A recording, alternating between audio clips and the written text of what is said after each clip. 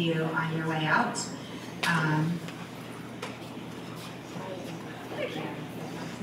This is Erin McLaughlin. She's going to be my Associate Director of Positive Education, and I'll introduce her again towards the end. So as we begin talking about positive education, positive psychology, I'd like you just to think for a second of what you want for our children, and whether they're your personal children, children you care about, nieces, nephews. Just take a second and think about what is it that you want for them. Anybody mind sharing what are some of the things that you want for our children? Yes? We want them to be happy and have something meaningful to do in the world. Yes? I want them to be curious. I want them to be curious. Anybody else? Yes, in the back. To want to contribute to the betterment of everyone around them and the environment in general. So to want to contribute to the betterment of everyone in the environment. And typically when I ask this question, and when others have asked this question, those are the answers we get. People want kids to be healthy, happy, successful, in whatever way we define that, giving back to the world, being curious. But let's think about it for a second. What do schools typically teach? Reading, writing, arithmetic. Yep. Literacy, numeracy, social science, and those are all obviously wonderful things. But we think there's another way and there's a better approach, and luckily there are a lot of other people in the world who agree with us. Positive education is that other way of doing this, and it's the combination of academics and attainment of character education that sums up positive education. The classical ideals are that DNA of education is a double helix, and both of those strands are of equal importance. And I think you'll see why this really speaks to who we are as a school at Shipley. Shipley has really always been about people, relationships. In addition to the rigorous academic education, we've always believed that a combination of rigor and support is what will lead to the success of our students. It's not a new idea. I have a quote from Aristotle about educating the heart without educating the mind. This isn't something we thought up, but I think it's something that is something that's so important in our world today. So luckily we have some people who we can build from in this field.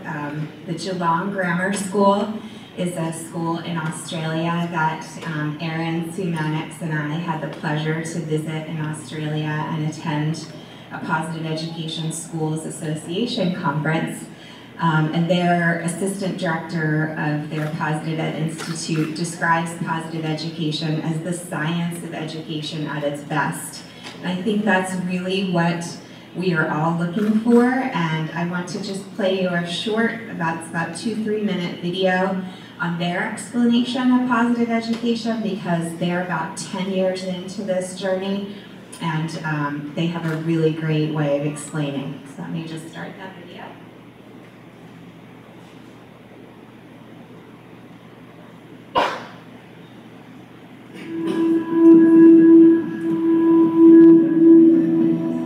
It is my pleasure to describe the essence of our model for positive education. Before I unpack each of the 4 elements of the model, I just want to emphasise the importance that all schools should, and really must, tailor positive education to their unique context, and really ensure they harness. Let me try it again.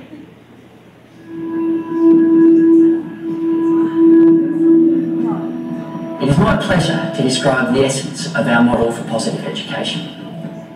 Before I unpack each of the 4 elements of the model, I just want to emphasise the importance that all schools should, and really must, tailor positive education to their unique context, and really ensure they harness the hearts, hands and minds of their school community. So beginning with the inside circle of our model, where it simply says flourish. This is the desired outcome we have for the students, staff, parents and our wider community. For our younger students, we simply describe flourishing as a combination of feeling good and doing good. And by feeling good, this refers to kind of cultivating resilience and healthy levels of optimism and vitality and emotional stability.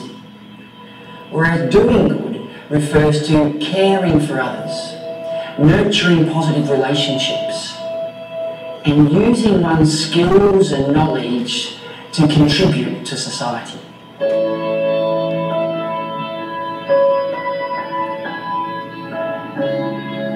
Next we move on to character strengths. This highlights the importance of schools introducing a common language of what is right, of what works, a language of the positive human qualities that when actioned contribute to living a good life. The character strengths also provide an access point to our next circle of our model, which lists the 6 related domains of well-being: positive relationships, positive emotions, positive health, positive engagement, positive accomplishment, and positive purpose. Each of these domains contribute meaningfully to overall well-being and are supported by science.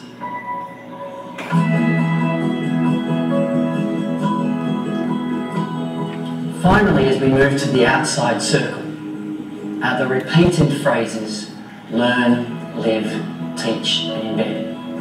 And this is how we bring our model to life. We provide opportunities for the staff and the parents in our community to learn the principles of positive education. We then endeavour to role model and live according to these principles. We explicitly and implicitly teach related topics of well-being to our students. And then finally, we endeavour to embed these principles within our whole school practices and policies. We are very passionate about assisting schools to bring well-being to the heart of education, and we hope this applied model of positive education can be of some use to you and your community.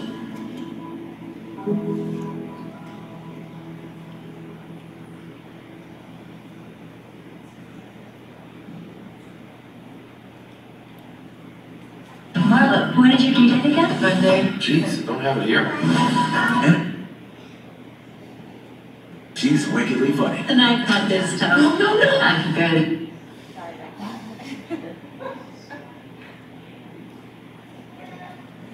Alright, so I will send you, if you want to see the actual video with that, in addition to the audio, I could send that to anybody. It's just a really nice short summary of positive education.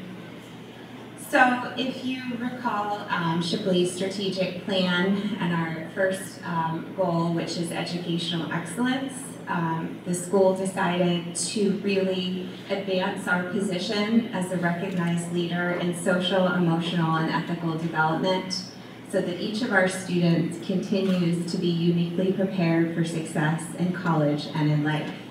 And in order to do that, we have partnered with the Penn Center for Positive Psychology, and we are the first school in the United States to use their transformative whole school approach to positive education. And just to give you a little bit of background on positive psychology, about 20 years ago, Dr. Martin Seligman, who at the time was the head of the American Psychological Association, he really challenged the field of psychology and said, we've done a great job with all of the things that we've been able to categorize as illnesses, depression, schizophrenia. We still have some work to do, but we have thousands and thousands of research articles related to psychology of mental illness. He said, where is all the work on well-being, on flourishing, on what makes people well? And he really challenged the field of psychology to take that on and to say, how do people go from 0 to positive 10, not just negative 10 to 0? And so his theory of how we do that is something that he calls PERMA. And this is what we've been working on as a whole school starting with the colleagues here. But it's five areas: positive emotions, engagement, positive relationships, meaning and purpose, and achievement and accomplishment. And there are some skills underneath those that are some of the things that we have been focusing on, but there are a wide range of evidence-based, now scientific skills underneath those areas. So as you heard in the short video, the model from Geelong is about learning, living, teaching, and embedding. And that's something that we've really taken to heart here this year. The learning and the living is where you have to begin. You have to obviously understand these concepts and the skills that go with them, live them in your day-to-day life. Then we teach them to our students and each other, and then we embed them in the school culture. And so what we've done so far, I think we are really continuing our SEED program. SEED is a program, just like science and math, it is embedded in the curriculum, honestly, already. So we're building on that program. Positive education is a practice, it's a philosophy. And so we are not changing that program, we're really building upon that program, which we've been teaching for, as I said, about 20 years to our students. We began by training all of our colleagues in August. We took every teacher, administrator, faculty, staff member to a 3-day, 2-night retreat and taught them those skills that were on the PERMA slide. And then we've been doing some other things over the school year with a group of people who were trained as trainers. And so they stayed for an additional 2 days to hear some more about the theory and science behind positive education and really work on the learn, live, teach, embed goals. Some of our activities this year, and these are just some samples, but we've done a book club and some of you may have participated virtually. The 2 books that we've read so far are on the table in the back if you want to take a look. We've been using the video monitors to highlight a theme each month based on the character strengths model. And we also will, in the fall, be teaching an elective course in positive psychology, and fairly sure we're the first high school to do that. I mentioned the monthly theme, and what we try to do with that is integrate that into our meetings across departments and divisions of the school. And we've dedicated some of our in-service days to positive education, and then there's a 5-year plan to continue with learn, live, teach, and embed. You'll hear me say that a lot. Those are really important steps. A little bit about measurement, because for those of you who work or are familiar with that field, you know once we start measuring something, it becomes more important. So we have to be very careful about what we measure. We've been doing some well-being self-report surveys of students and colleagues. We have some baseline data from this year. We have student data from several years. And then we have other surveys that we've done across the school that you may have participated in other years. And we're working to pull that all together. But I will tell you that the retreats in August increased colleagues' sense of positive relationships by a significant amount. And our connectedness score, which is in the student surveys, which is a very similar, it's that R from the PERMA, positive relationships.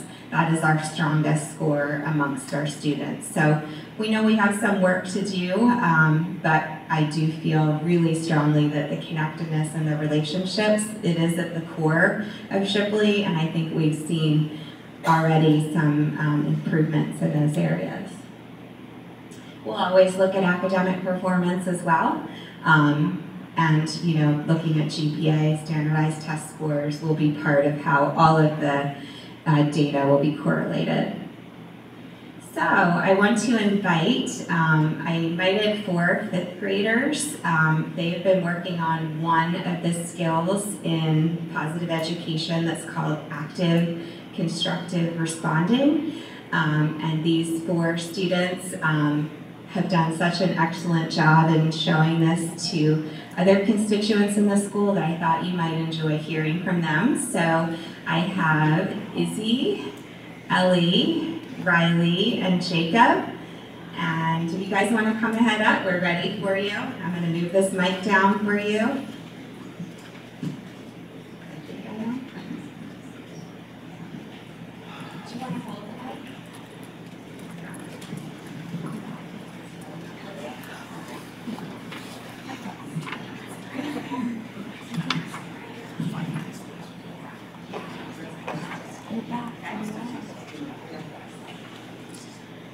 Good morning, ladies, gentlemen, and alumni.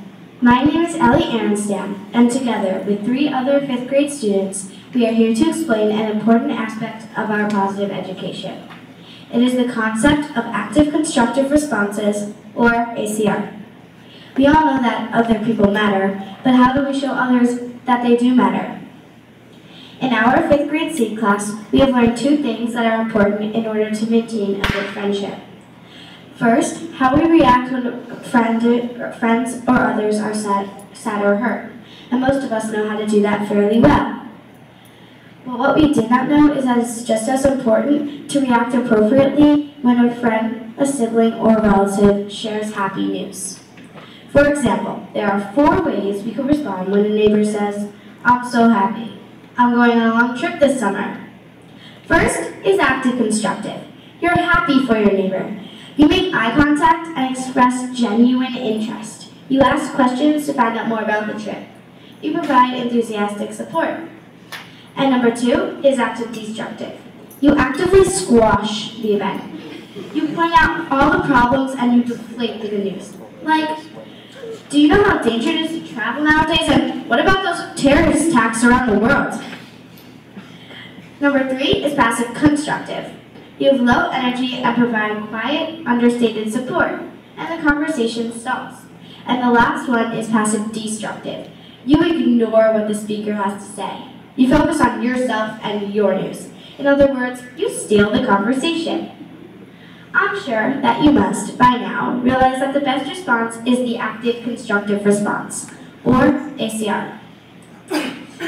And now, I welcome you to the 5th grade ACR show. I'm your host, Ellie Aronstam, and here are our 3 amazing performers, Riley Haberman, Jacob Haberman, and Izzy Feldman. Jacob, you have the floor. Skip 1. Riley, guess what? I won my first lacrosse game. Wow, I feel so bad for you. Your teammates are now gonna expect so much from you. I mean, you can't just show up at your first game and play your hardest and then be lousy all season. You're gonna need to practice hard. I guess you won't even be able to get your homework done. You're gonna have to come up with a great excuse for Miss Kelly. And I guess you won't even have time to have play dates at my house or have sleepovers. It's so sad. Okay, so audience, do you guys think that was active constructive, active destructive, passive constructive, or passive destructive? Yes, it was active destructive. Pretty good example of it too. Next skit, take it away, Izzy. Skit 2. Riley, guess what? I won my first basketball game. That's great. My basketball game. I know, congratulations. I have to go do something. Okay, audience, can you tell me what that skit was? No. Passive constructive. Yeah, it was passive constructive. Ding, ding, ding. Okay, third skit, Jacob. Skit 3. Riley, guess what? I won my first lacrosse game. So I had like a birthday party on Saturday. We have candy, we have game trucks, we're gonna have a movie. It's gonna be awesome. I won. Do you want to come or not? Because I have to tell my Okay.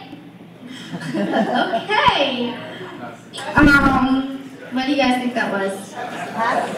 Okay, and now for our final skit. Izzy. Skit.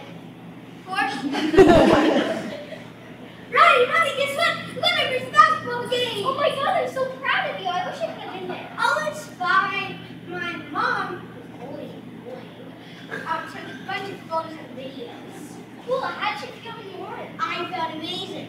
There were a bunch of people covering me, and I won the three-pointer, tossed it, and I made it in. That's great.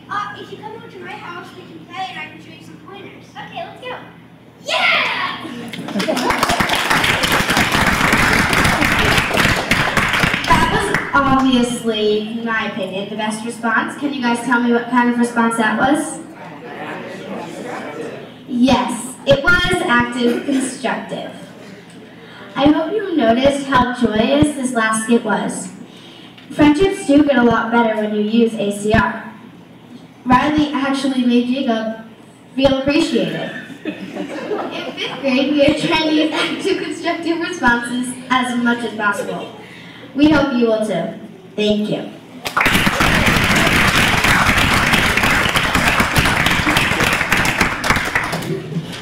Thank you so much, 5th graders. Thank you for coming out on your busy Saturday.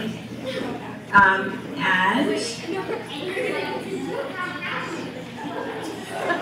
now I have Henry Corcoran, who's going to talk to you about an upper school application of positive education. Well, that's a pretty impossible act to follow. All right.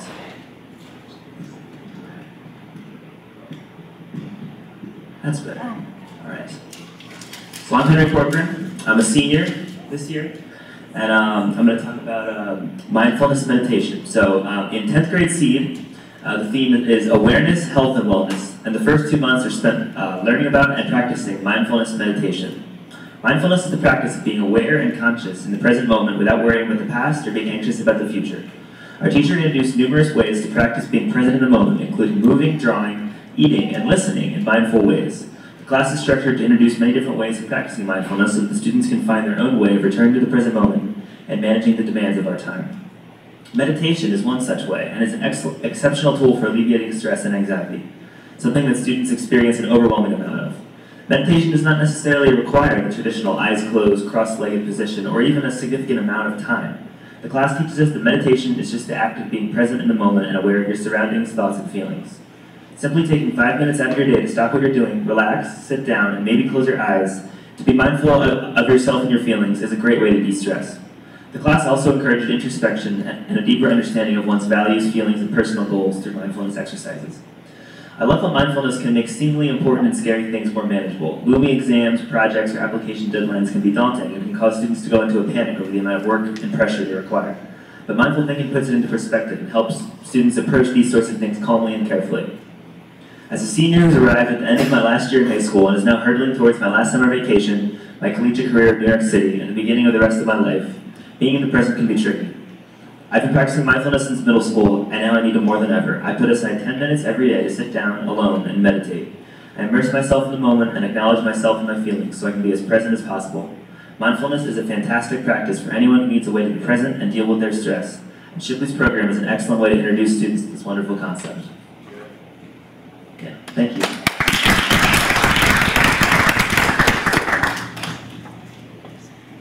Thank you, Henry, for coming out on your Saturday and putting on your tie. We appreciate it. And next, I'd like to introduce Erin McLaughlin. Erin is a graduate of the MAP program, which is the Masters of Applied Positive Psychology, and she will be joining us this year as the Associate Director of Positive Education. Erin? Hi, so you can hear me, right? I'm going to try to get really close. So I actually am an English teacher, just so you know my background. I've been teaching English literature for about a decade, and so most of my work deals with ambiguity, because that's what literature is, right? So it's this idea of how do we, so I've been really involved in character education and building that into my classes just as a natural part of my work, and found out about the MAP program. When I got to MAP, my main goal was actually to figure out how to make purpose a bigger part of the high school experience. So how to get adolescents to actually hone in on purpose and meaning, and make that a bigger piece of the educational process. And there's a big debate about whether or not our adolescents are capable of having purpose. So I thought that was a really interesting question, and I went to MAP to explore that. However, when I got to MAP, things changed. My direction changed, and it's still related, but what it really changed to was how we can use positive education in an academic sense as a framework for a whole education, not just in the sense of purpose, but for the sense of the real, true meaning of education in itself. So Chris Peterson, who was one of the founding fathers with Marty Seligman of positive psychology, had this great three-word elucidation of what positive psychology is, which is this concept that other people matter. And what a great framework, really, to just an easy concept, right? Because other people matter is actually something, interestingly, that has a political charge to it now, which is sort of fascinating in and of itself. And I took this concept of other people matter and thought, if other people matter, then their viewpoints must matter too. And I started to work on my, this was of course during the election cycle, so the last presidential election, and as you're aware, of course, polarization is at an all-time high. And where better to start than school, right? As young as possible, but a huge focus on high school in terms of how to get adolescents to understand that if other people matter, then their viewpoints must matter too. How can that work as a truly educational experience so that when they get into a college campus, they're capable of disassociating identity with ideology and not conflating the two, and being able to understand that we might be wrong, right? So I started to work with Jonathan Haidt on my capstone project, which was really promoting something called positive political discourse. And it grew from there to be more of an educational framework for the concept that viewpoint diversity has to be a bigger part of what we teach our kids. So my work really has three pillars. The pillars are to increase awareness, to cultivate intellectual humility, and to promote something called actively open-minded thinking, which is similar to critical thinking, right? None of it's particularly new, none of it's reinventing the wheel, but it is trying to structure a whole educational approach in this concept that there's nothing right now in positive education that's really focusing on the academic part. So as we saw, we have great applications for promoting well-being, for promoting character, building character, but nothing's really focusing on what does this look like academically? How do we really increase our academic rigor with a viewpoint that goes, I think, so well into what you do at Shipley with this idea of compassion. So, and it can't just be compassion in one direction, right? So it's like educational, academic inquiry built into the concept of being open to other viewpoints. It doesn't mean you have to accept them. It's not about consensus or about empathy, but just about being open to the intellectual, the curious part of it, right? Being open to the intellectual side. So that is pretty much where I came in. I was lucky enough to find Shipley at a point where you're just starting something that is so exciting, really. You are on the cutting edge of a big movement that is already taken off in many ways in Australia and the UK. And the US is a little slow to this, but never more have we been in need of remediation in terms of trying to step back and figure out how do we get back to what education is all about, which I think is about the betterment of ourselves for the betterment of a bigger purpose, something that's bigger than we are. And so I'm very excited to be here and to be working with all of you, and I'm happy to answer any questions. I don't want to bore you by going on about my work, but I'm happy to share it with you if you're interested at all. And thanks for being so welcoming to me and my family. Thanks.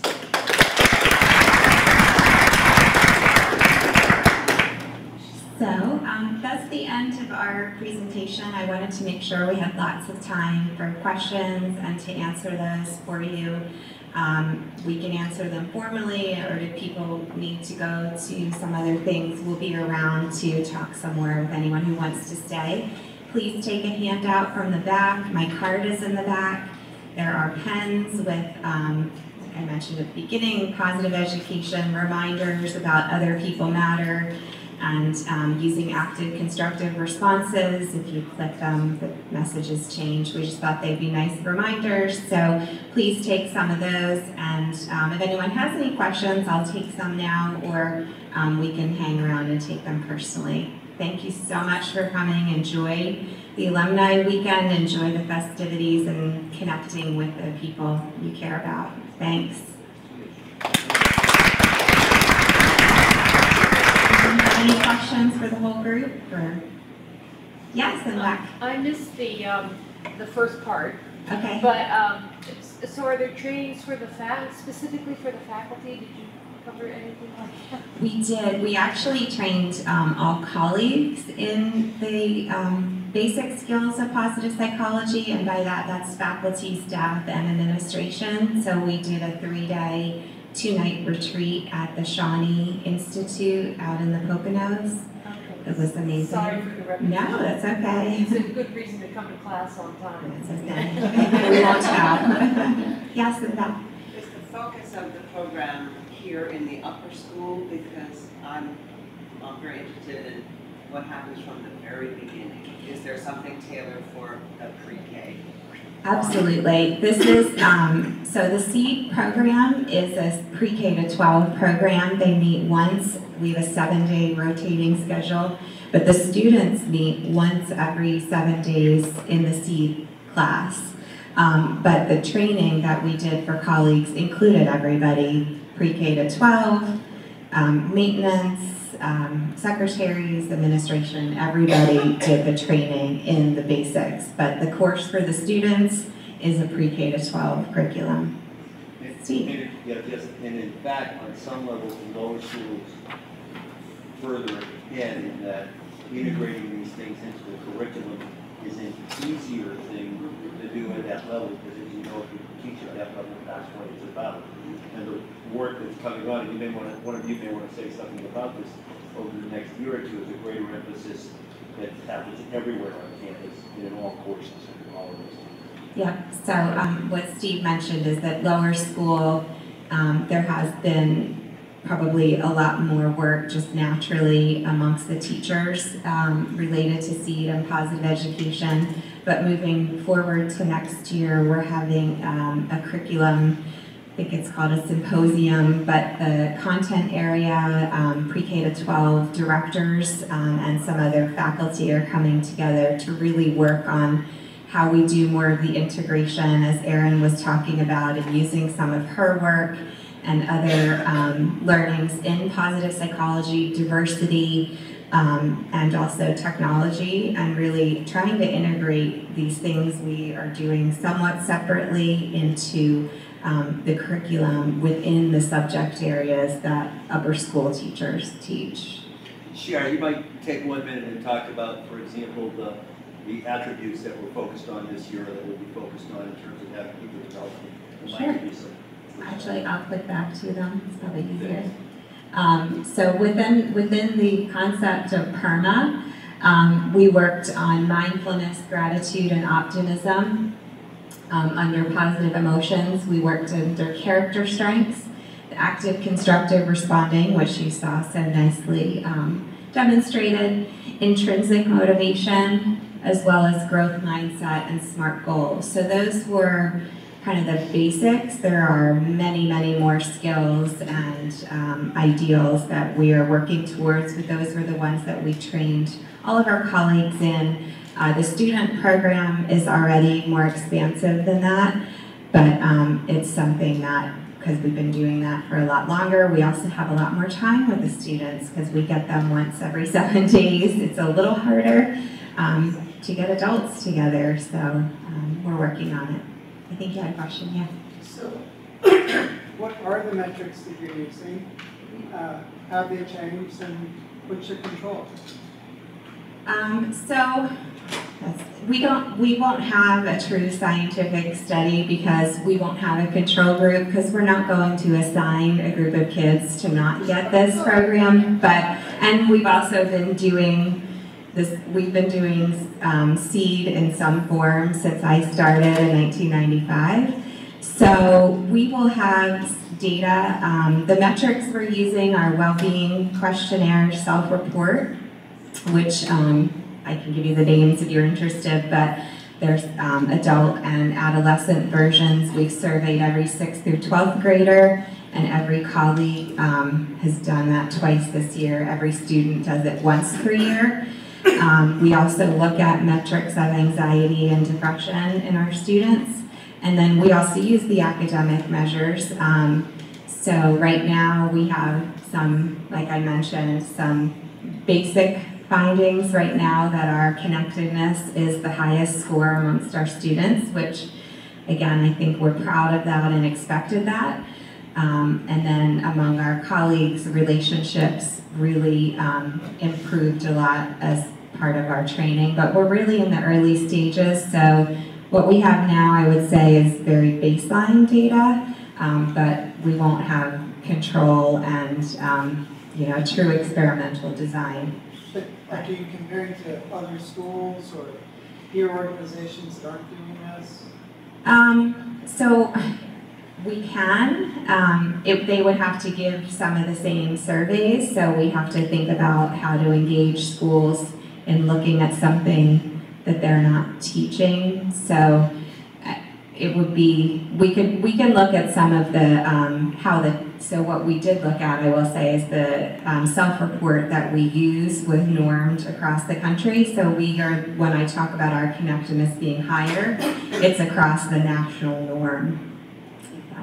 Yes, Steve? Sharron, you might talk about, we're just going to be presenting to the board next week, or wherever you are, about the longitudinal nature of the work that will be done and what the metrics are going to be.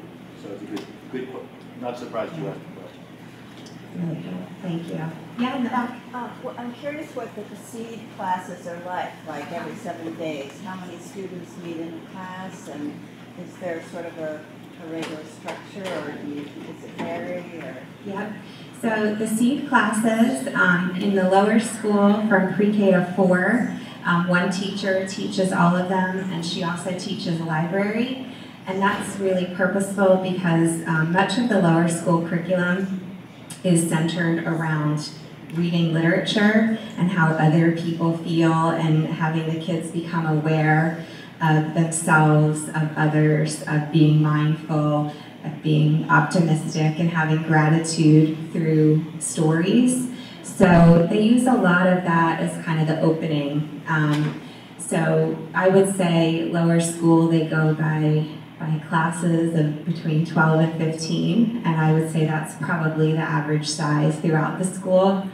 5th grade, our lower school assistant head spends much of the year on a capstone project that's called the Think, Care, Act, which fits incredibly well into compassionate participation in the world and positive education. So the students think about an issue that they care about, and then they develop a service plan, and they do a great fair if you're ever in the area. They're 5th graders, you saw some of them today.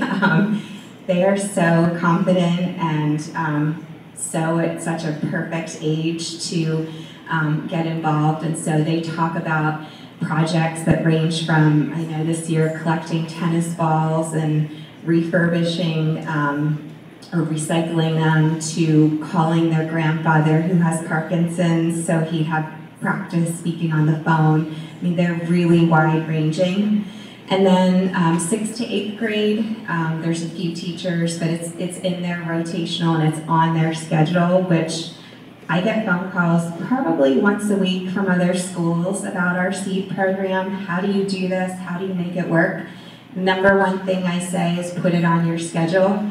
As a school, if any of you work in schools, our time is our most precious resource, and if we put something like this into a flex point or an advisory, it often gets lost.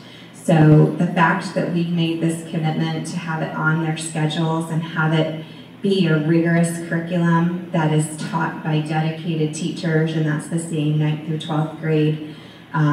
The college counseling class is part of SEED because of the decision making and awareness and a lot of emotions that go into that process. So we're all in that same department.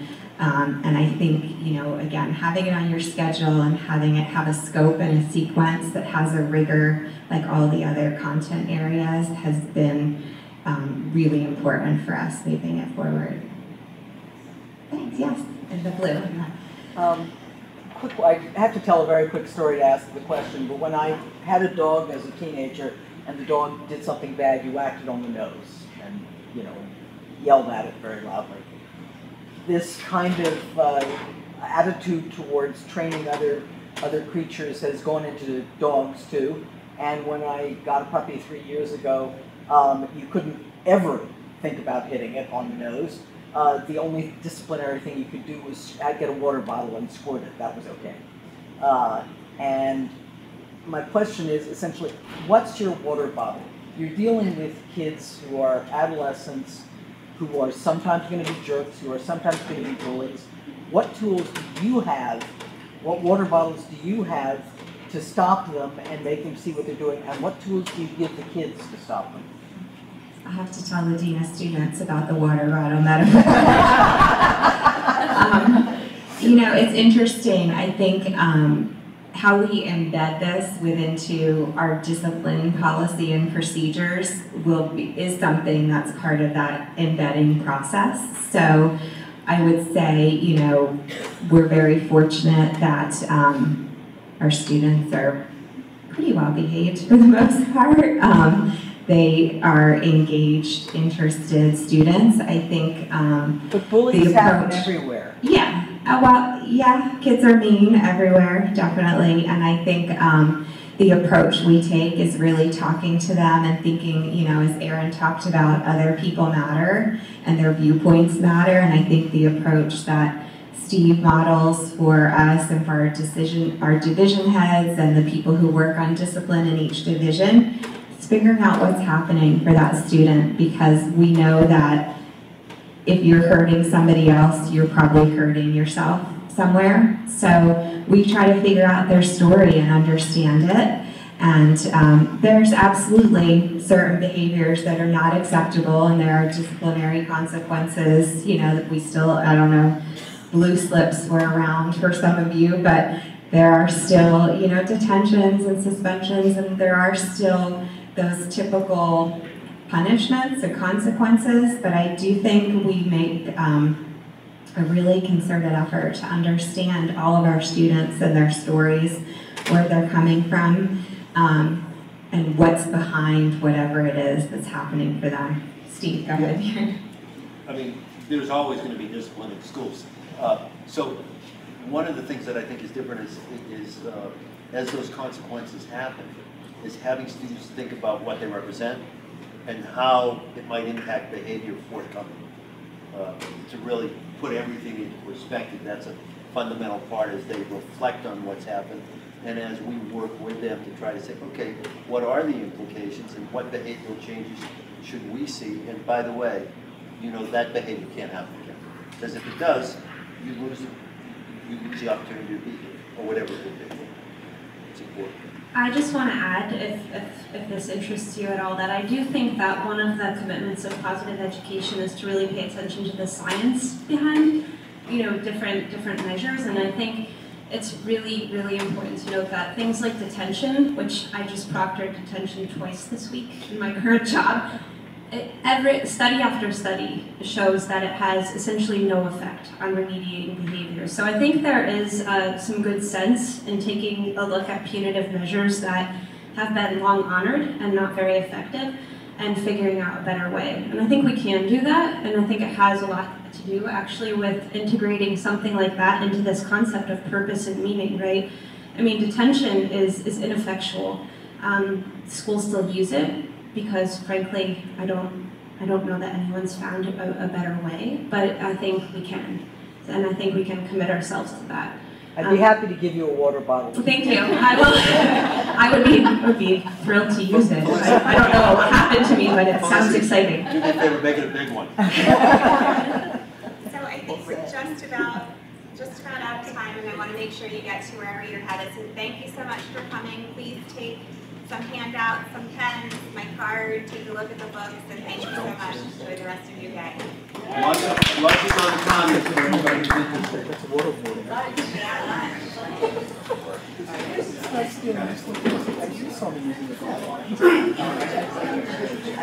Did you all go to the bar?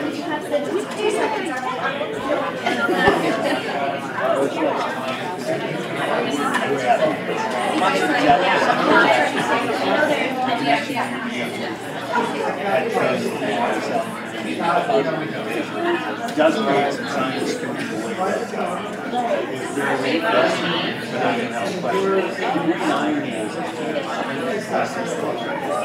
we talked many years ago about what trying to accomplish. It's not any different.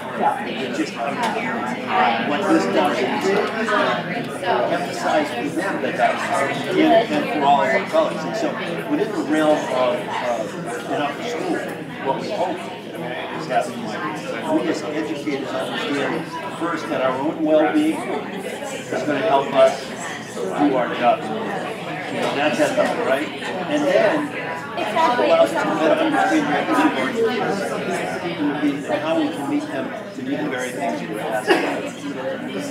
You know.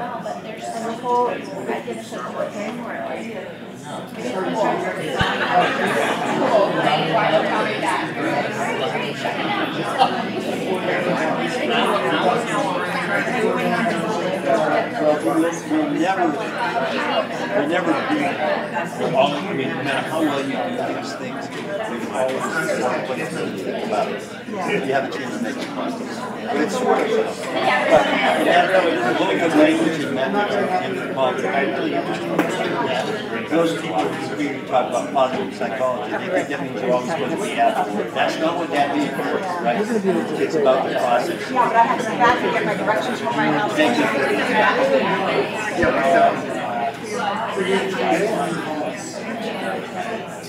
Well, you see, here's a really you think about the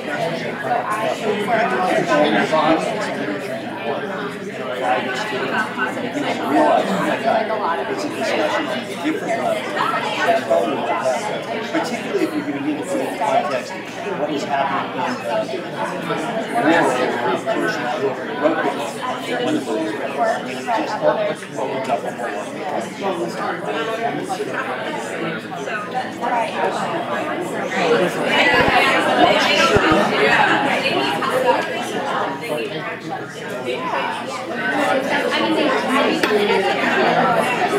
What's that?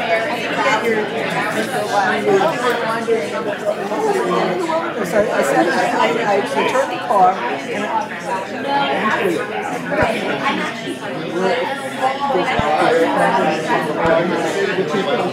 don't play some very close. At the point when you have nearly reference points, the last thing that crosses the way to go. Yeah, I realize that it's also pushing you up. Uber is so quick. Got on the expressway, got on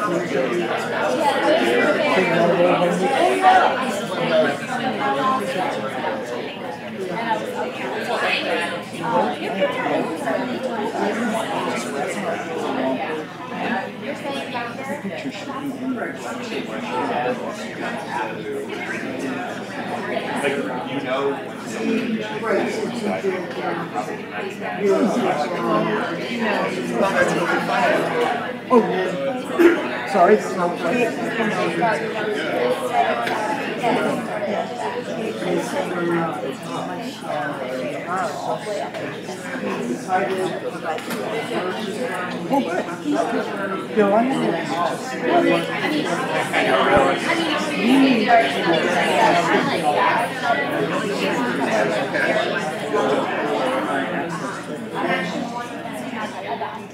Thank you.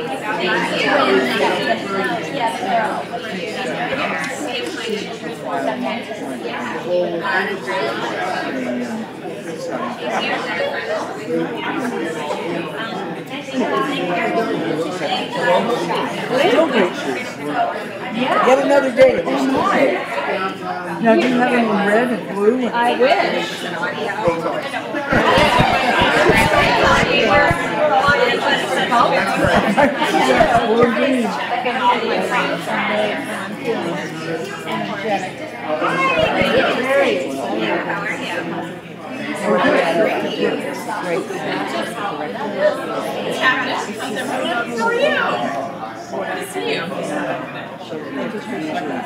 Very similar views about how true grad light and bells are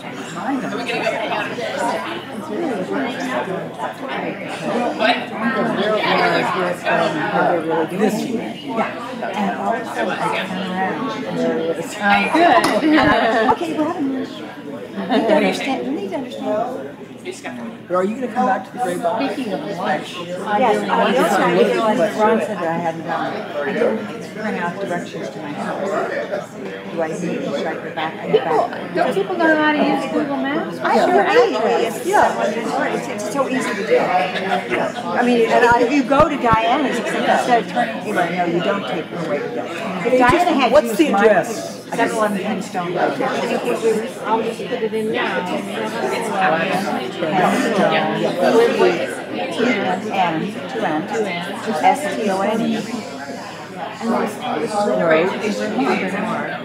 And then you'll find it.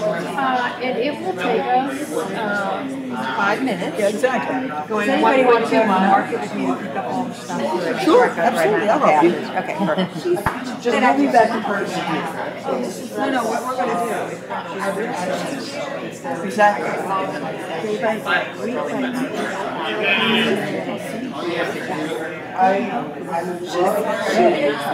Just to make sure we got enough Law office and Yes. That's what it says. Yeah. I did 711 Penstone. Yes, the law office of Washington Henry. Somebody promised that he would go up to the attic and bring down the Christian terrace. Everybody here is Very excited. I was wondering, I was going to be, I would have said that in a minute if you hadn't said that. Well, the rest of the crew, when they come, we'll glad to talk with them with nice tea and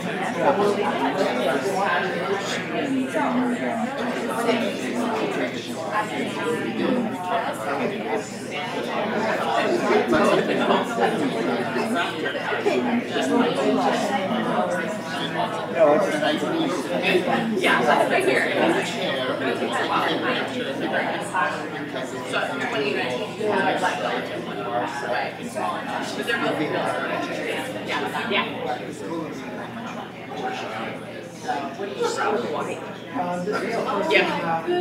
Yeah. So oddly, she's into biology. You're like, She's done a lot of diet. I research trips. First helps if they do the reading.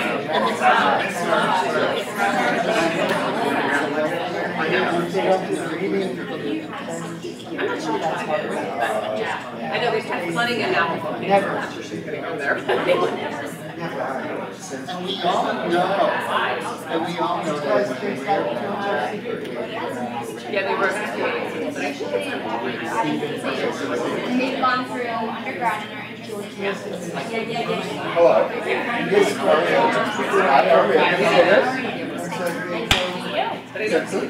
How are you?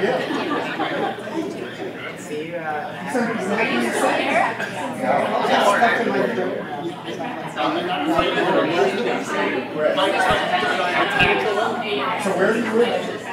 I live in Okay. Okay. What? with my privacy. We're in the newspaper every day. And we have this big party coming up. Everybody. Oh yeah, that's Then ours is here.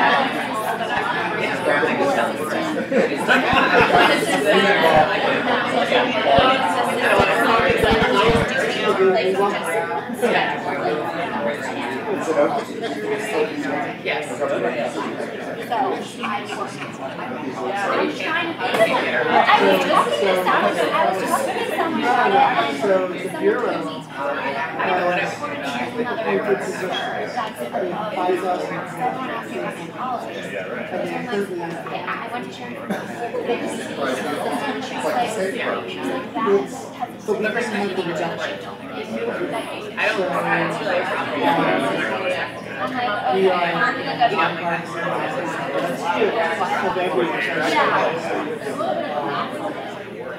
that's why it's not our job there is most federal agencies, their job is to achieve the policy and that is not true of ours.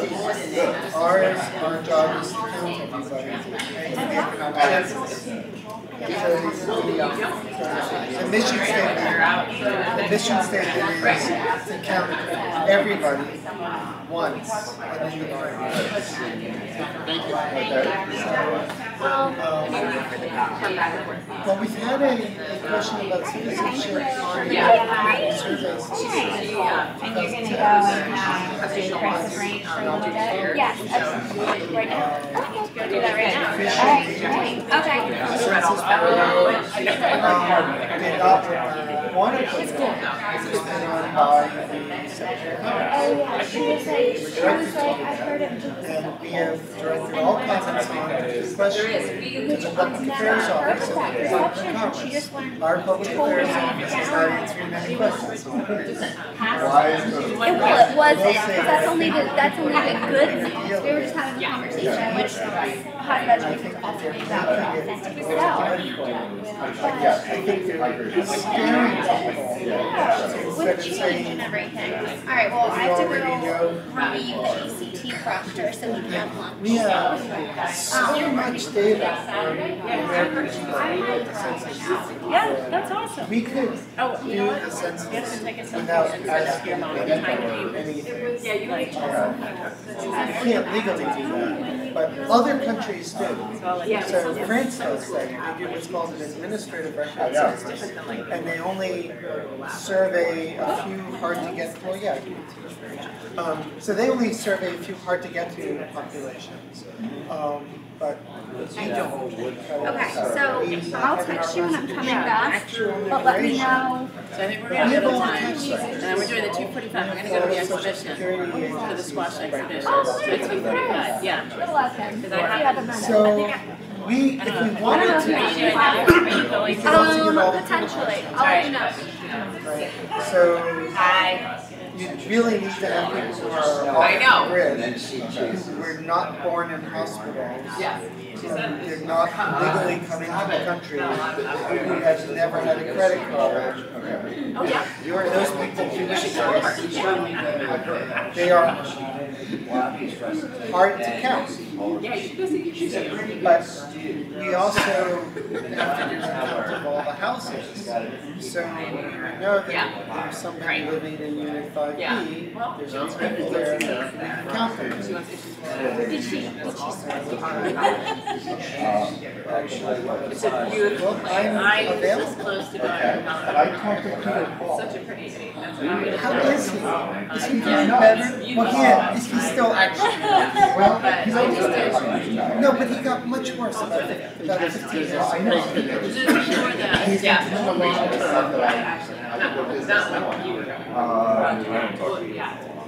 But I was going to go, but I didn't know if I liked that semester they did every week they class. You only have one. Oh, okay. It was a very his father died when he was very young. You know, because that's what the class were taking for 3 weeks. So I decided for other issues. I know. But he's still alive. He's here. What is You know, I have no friends. I don't know what I'm going to do. Does he have money? But I mean, I think that you can find that though with every Well, he did. high school. Like, it doesn't have to be. All different schools, students have different spring breaks. Like, you're Well, talking you about too. Christmas, but they So would my have mother that. worked here at Boston. Yeah. Yes, it was bizarre. Well, she was always off, right? Which means, I mean, really off, but she had narcissistic personality, he's getting out. obvious. Now we can name it. But she came down with something called frontal lobe dementia. So frontal lobe not Alzheimer's. Yeah, that's what. Just the front. And the front's where your reason and rationality is. No impact whatsoever. First day of class is 23rd of August. Well, probably in the 50s, right? But just progressively, it takes about 10 to 15 years to progress.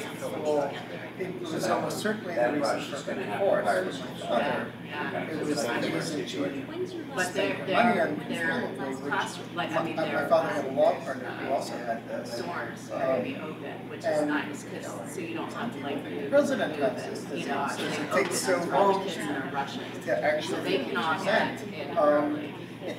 My mother's speech patterns are exactly the same. She's oh yeah, so she was committed 2 years ago. She had her rights as an adult. She is in a different way. Like she's very social. She's not like just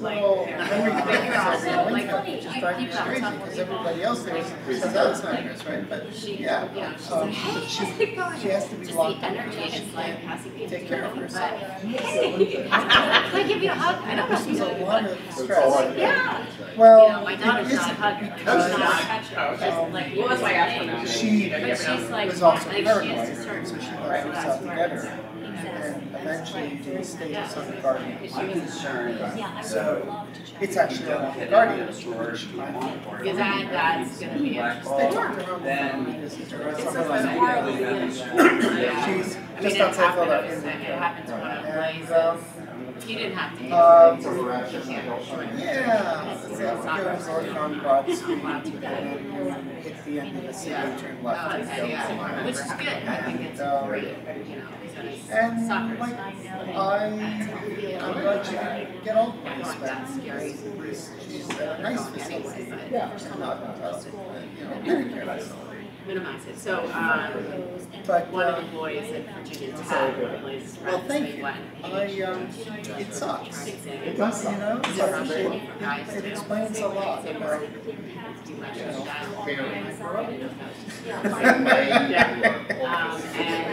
I remember he ended up doing it for a while, but then they had to miss classes, and then his grades were like, some of the kids didn't care, but he cared about now. We can't go to attorneys, we can't go to, don't. Oh wow, which college? Right, so his social life just went, because his roommates all Which grad? What grad? So he's leaving, he's going somewhere else. He hated it, because it was too hard to get. My parents said to me, from grad school? I'll be glad to take that. So you're actually hoping with grad school too? So that's like radiology and stuff. It's more my wife. I just provide the money, she takes it, gives it to them. But that's like radiology. Right, of course. Anything what just And where can I get your email? So I think well, honestly, you can just type Simpson into Google. But here, I can write this looking down. at the map today, I had a map, so I put it on the table, and I was like, alright, this is trying to figure out like This is Simpson we're talking about. Would you expect anything less?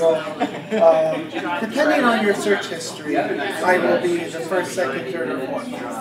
Okay. Good to see you. Yeah. I'm sorry. I know, I saw the highway, I was like, that. So she's going for her senior week, they're going to the Great House on Outback. So, and that's about 7 hours, and then they rent a shop. Yeah. That's like I don't even know. So they have. I mean, we always try to go like summer, like presumptuous. Yeah. Well, you have facilities. Yeah, you do now. So you actually own hospitals. But there's more like, they're actually So it's about 7 hours a day. Is that what it is? Because it's cheaper to provide the services yourself than for her. And you do a better job than you do. Well, Kiowa has a squash court on it. And it's much better to do. And there was, it used to have a tournament, like there was a tournament, and there was a guy who, do you remember Matt Jensen? Was he Australian? He was one of those. There was like, they were a couple that were in Richard Millman. So, yeah. He was there for a while. But that's because of the instructor, Sharron. Of course. We all need somebody. I'll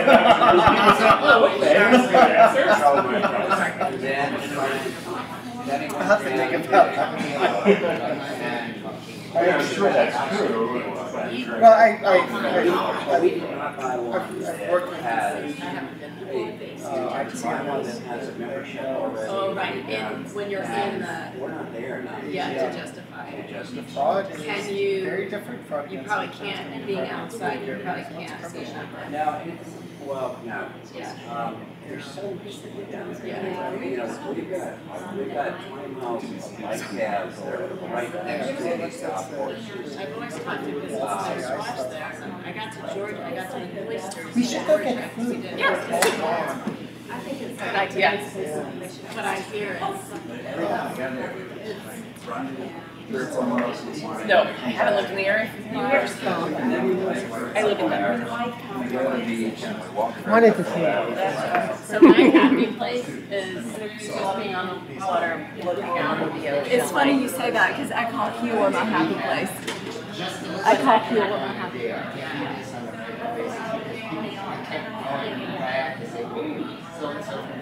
It just makes you start thinking of the different. And incidentally, I just trouble getting back into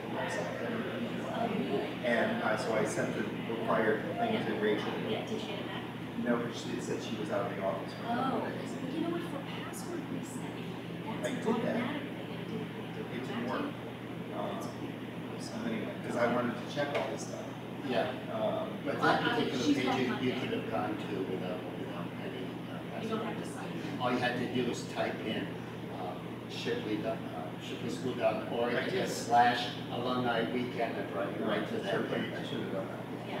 Anyway, my answer is Dennis's answer, I think, which is the more I know about the individual people who are going to be there, whether they're doing a presentation, whether it's going to be just a coffee, whether it's, I don't care what the hell it is, just something, it's the people which is place. Yeah, it would be interesting if like during the year, during the whole year that you had, you feature certain alumni from the school and just say, so-and-so's coming back to talk about this, microfinance, or someone's going to come back to talk about whatever field that their expertise in, and then just create a schedule for the year, and that would be so interesting. What we're doing is kind of our campaign, social media and otherwise, is going to be telling different stories, alumni, current students, current colleagues, and with the tagline, are you coming? Are you coming back? And given today, Yeah. one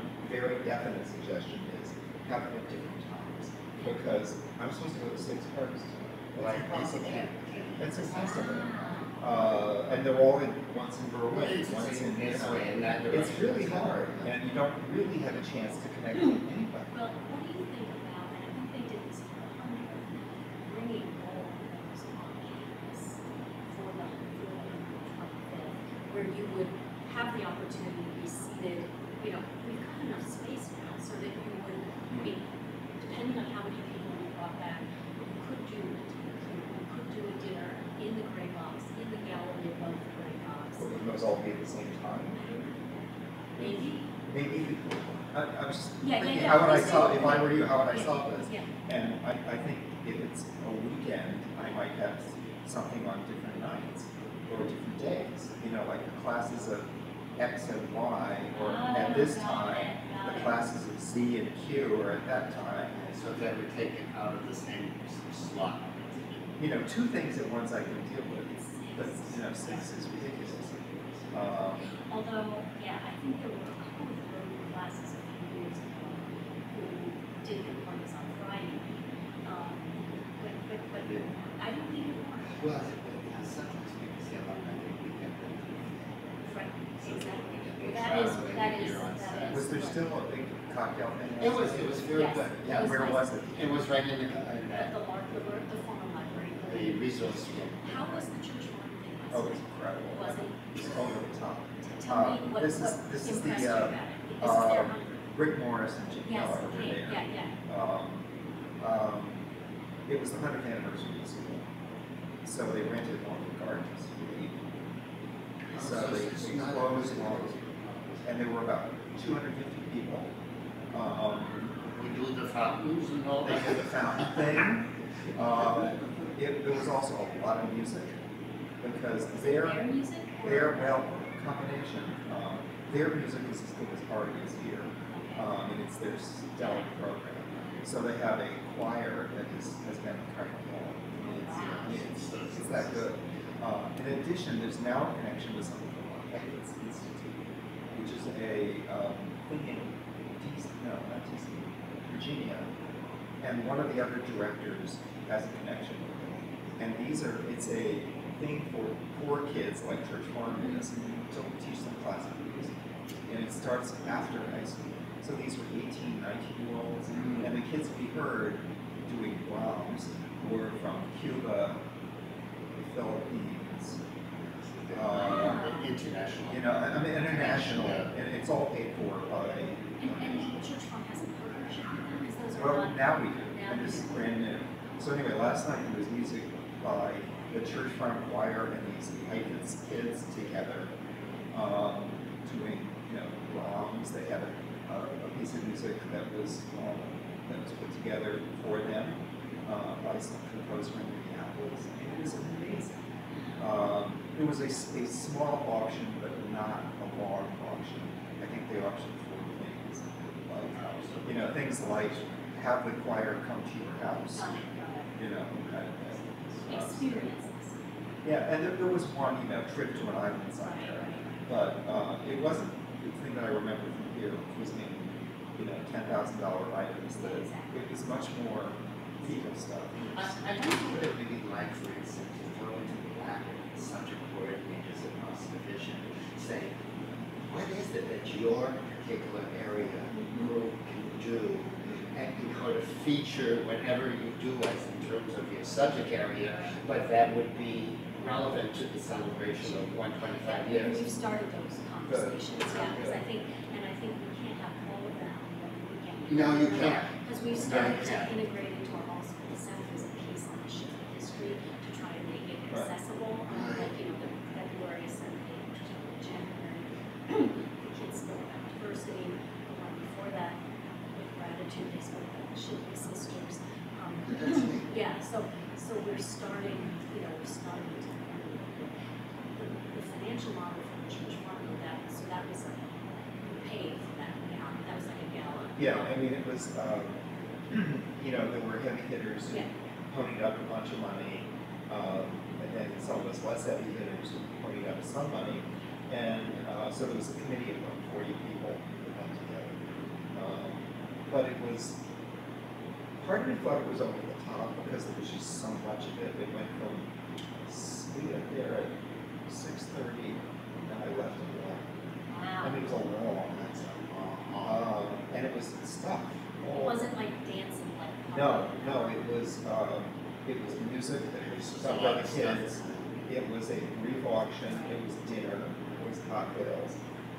Well, you can't have it long without it falling into that category of being, Yeah, because everything is a little off the top of it. I don't think there would be the appetite, certainly not Steve, particularly. And Greg would say less is more. You know, keep it simple, but keep it really quality, and I think you're I gonna. mean, the thing about this one was you only had one centennial, so Yeah, they really yeah, wanted to yeah. put on the dog. Right, And exactly. they did. For me, it was maybe a bit much, but it's the most gorgeous venue for that kind of thing. Of course, it was 90 degrees, and you're in a conservatory, so it was hot. But then they moved us to a ballroom for the auction and for the musical presentation, and that was AC, so that was much more comfortable because you could, you know. No, they figured it would be. I mean, even today, I mean, it's. Yeah, this would have been fine. But you know what, I think next weekend, or the weekend after, Students Ferry for the primaries, Right. and I remember having been that there was always one day of that where it was beautiful in the 80s, and there was always one day of it that was like rainy and in the 50s. You know what I mean? So that's the Always. thing with May. Yeah. You know, you get it in the Sure, same, sure. you get extremes, you get it in the same. I'm sorry I missed Trina's presentation earlier. It was great. I bet, because I read the book. Right. She asked me to proofread and wanted to No, understand it. she's sung that. It was really well. And I think something that might draw people to the chapter of the book, to my great surprise, that I found most interesting was the one about the Hownells, the two women. They're the ones who created the modern school. I mean, they were, I know nothing about a couple of women who adopted kids. Yes, I know. 80 years ago? I mean, they were cutting edge already. Hey, a couple, or were they, did they do that individually? I think they were a couple. I'm not sure it was called that. Yeah. But I think they were a couple. And they, I read that chapter like 5 times because I think this is stuff I don't know. And I knew a lot of the Spear stuff and all the other, you know, the Steve stuff, the Gary stuff. I knew all that, but the early stuff I found fascinating, even more than the Spear. I mean, I knew about the Spear, but the Hownells were really interesting. The actual book and book launch will be in the spring, maybe as part of this weekend, but I've been thinking of doing other real books out, the same chapter at a time over a year. You know, electronically, just to kind of give people a, and probably have it timed out if I can figure out how to do it technically so that chapter 1 would only be available in, you know, in September, so that you couldn't avoid buying the book by. Right. And maybe you could connect that with something here. Like if you want to hear more about Miss Spear. Yeah. You know, there's a whole bunch of alums who are still alive who would want to, you know, who adore her. You know, and connect something to on campus about Miss Spear. Or whoever. Yeah. The challenge we find with the current families, and even with positive evidence, when they really well you know what I mean? They come, and I don't think we can rely on number of people that sees as a sign of success, which is why, you know, how there are so many people who are not so many already past college who will not be able to get back to campus. How can we create some kind of engaging experience? Which is why I was thinking, you know, if we exactly Skype, that's Or something like that. Yeah. Are you using your shipping chapters around the country as promoters? Yeah, I mean, you must have one in Boston, you must have something in New York, you must have something out Here's in my Los observation, Angeles. and I'm not in charge of development, but I think one of the, we have spent so much time on 50 plus million PPE over the last 10 years, that will not pour out, but if you have limited resources, those resources are being and not building engagement, right? And, you know, so that's what I see the biggest opportunity for the school for next year is to really start to build that real Virginia is totally. Yeah, he would get this. He would be great for his classes. Yeah. It's just he has a And he's tone. willing to do the work. You know, sometimes people have really good ideas, but they're And I heard from him before I heard from anybody else about that party. You know, I think the party for his class, which he organized. At the Manor. He and RC athlete. Yeah. together. I didn't know about this manor house, and I have lived in Brevard. There's a reason for it. Apparently, there I never heard are of it either. families and people from his class Yeah. who own this house for men's purposes. Yeah. I mean, So that's it's just perfect. Yeah, he convinced me right away.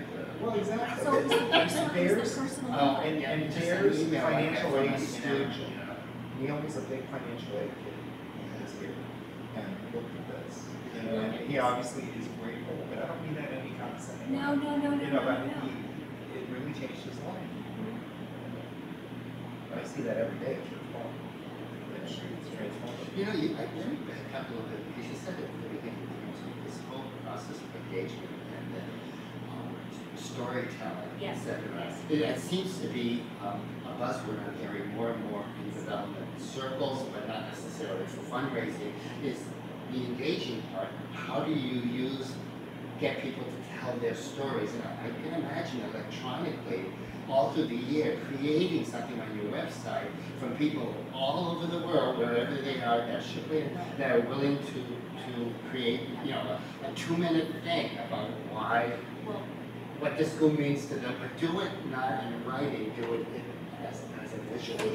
Video or audio. Yeah. Well, I'd say I would give people a choice. Because some people are good at the video and some people are better at writing.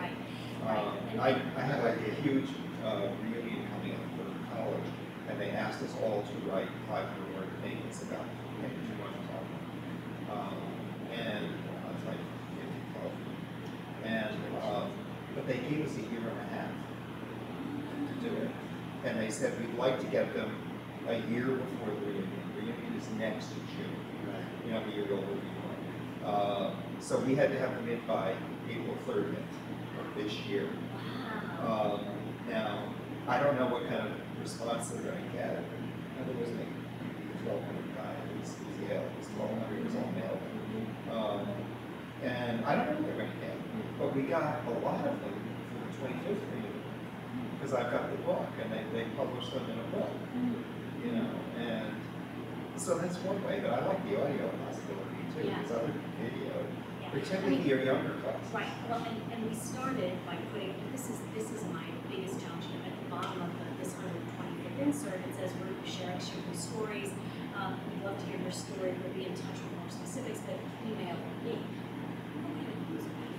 You know what I mean? So an email from someone who's a school is not going to do it, so that's what we're really trying to think through. Can you imagine Neil sending you an email saying, you know, I'm in the process of it, we were wondering if you would be, you're going to respond completely different. Right. Well, see, that's the connection. That's what I need to do. That's the first level of engagement, is to engage. Do you have class coordinators for every class, or just? In fact, that was one of the programs that I think played fallow, because they could be your key people in this kind of. That's one of the top That's a very priorities. good idea. Well, we, at my alma mater, Mary, they started something a couple of years ago. It's not a class agent, they used to have class agents that were kind of like their training. Right. Now they're class ambassadors. You get 10 people in your class. Your obligation is to send them an update email like 3 or 4 times a year. And then on one tribe one day, which is the big participatory fundraising, give 5 to 5,000. And it's made a real difference because it's just, you know, it's fundraising versus fundraising. And you know they're not mutually exclusive. Yes, you do the first one, and then you'll get the second one automatically. Absolutely right, but we haven't devoted as much resources to fundraising in the last 5 years. You can have a full-time person for people just do that. Well, Valerie Toomey, who's just been here around a year, she works for Jersey, who's been here a year. Her new title is the Director of Constituent Engagement.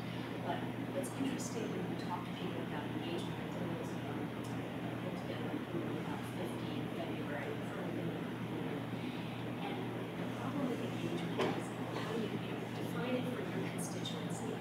People go immediately to events. Do you know what I mean? As opposed to what does it look like? How do you measure?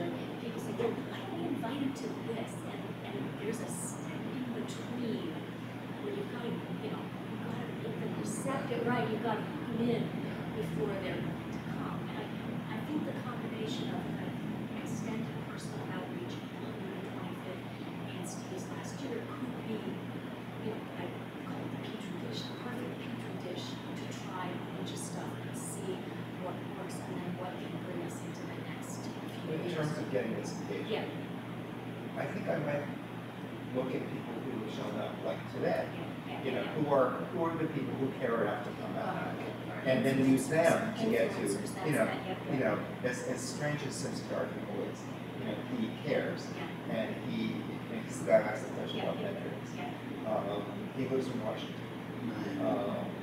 You know, or you know, you can get one from every class. You know, something like that. You know, and then start with them, and then have them reach out to members of their class. Yeah, I think that's the way to do it. And I think we do have time. Our goal is to have key dates set before the end of the school year. And we're really working all summer on kind of collateral and what we collateral, who's going to do what. But I think if we can. And I think you're coordinated in Jersey. I hope that you are because I know the money thing is important, but I think start with the other thing and Well, lead to the other. The campaign for the board in just a couple of weeks, we'll have two components to it. There will be a double value, but there will also be participation. Because that's what we're building for the future. In honor of Sheila's 125th, in honor of her excellence. And I joke with Joseph as a non-development person. To me, it's really a I love Sheila campaign. You know what I mean? Whatever you want to give for it, we'll take it. Because it's not like we're waiting to sign an instruction document, you know, or engage architects or put a shovel in the ground. It's really just,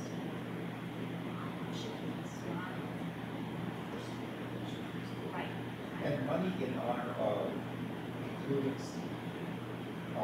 Because I know he doesn't want that, but he does want it. You know, Exactly. you know what's the point. I know. Oh no, please don't. Oh yes. If you don't have it, Exactly. Yeah. And it's too good an opportunity to pass on. Exactly. And to be honest, I think what he worries about is financial campaigns on his watch. He's got a lot of asking, and he can't ask. So it's the board is going to have to kind of step up. And you know that is one of the primary things that the board realizes is the fiduciary aspect of this. Yes. So they should be Yeah. they should be okay with this. Here's the irony, is, you know, the irony of having had such a strong head is that things have been taken care of. Do you know what I mean? That there hasn't been from a, yeah. So I think that so go back to transitioning to a new, I mean, you're talking about the word of engagement, but then board engagement seems to be that's one of the well, that things works that me and needs I to were happen. having kind of a side conversation because I said to her, you know, when Steve announced, he said, I'm going to need the board's help because I can't manage Steve's, you know, I can implement.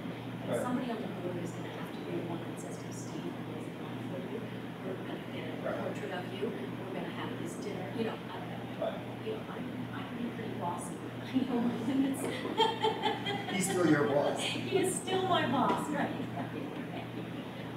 Well, I think you got some, some good ideas. Yeah. I'm feeling that the conversations I had yesterday are conversations with you.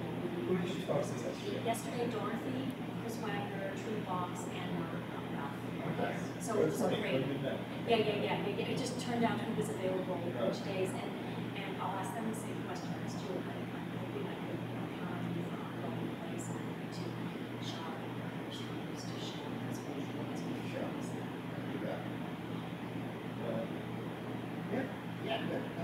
Shall we have lunch? Yes, let's do. But it's good we spoke here, but down there we're going to run into Well, people. I was going to say I would never be able to corral you. That was a dangerous place. When you said the car.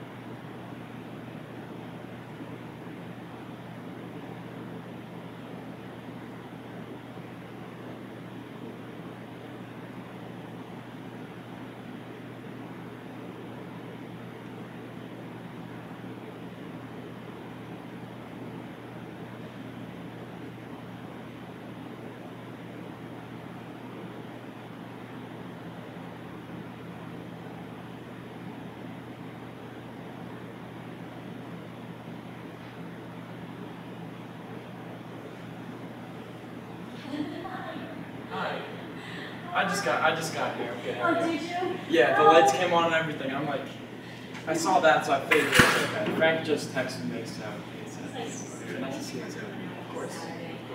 How are you feeling about nearing the end of your break? I'm really upset that it's not. I met with Dr. Phillips yesterday. Hey, Owen, thank you so much. Of course. You're just here for baseball, and now you're like. Yeah. But you know what? Right, and I'll be close. We'll go to St. Joe's next year. You know, so I'll be able to. Are you? No. But, yeah. My brother tried to make the team, but he said it was really hard. So the singing just ended, so it's going to take people a few minutes to rally and come. So, but I am going to text and have them make an announcement with a microphone. I wanted to make sure we were here first. Good idea. Good idea. I dropped my soda at lunch.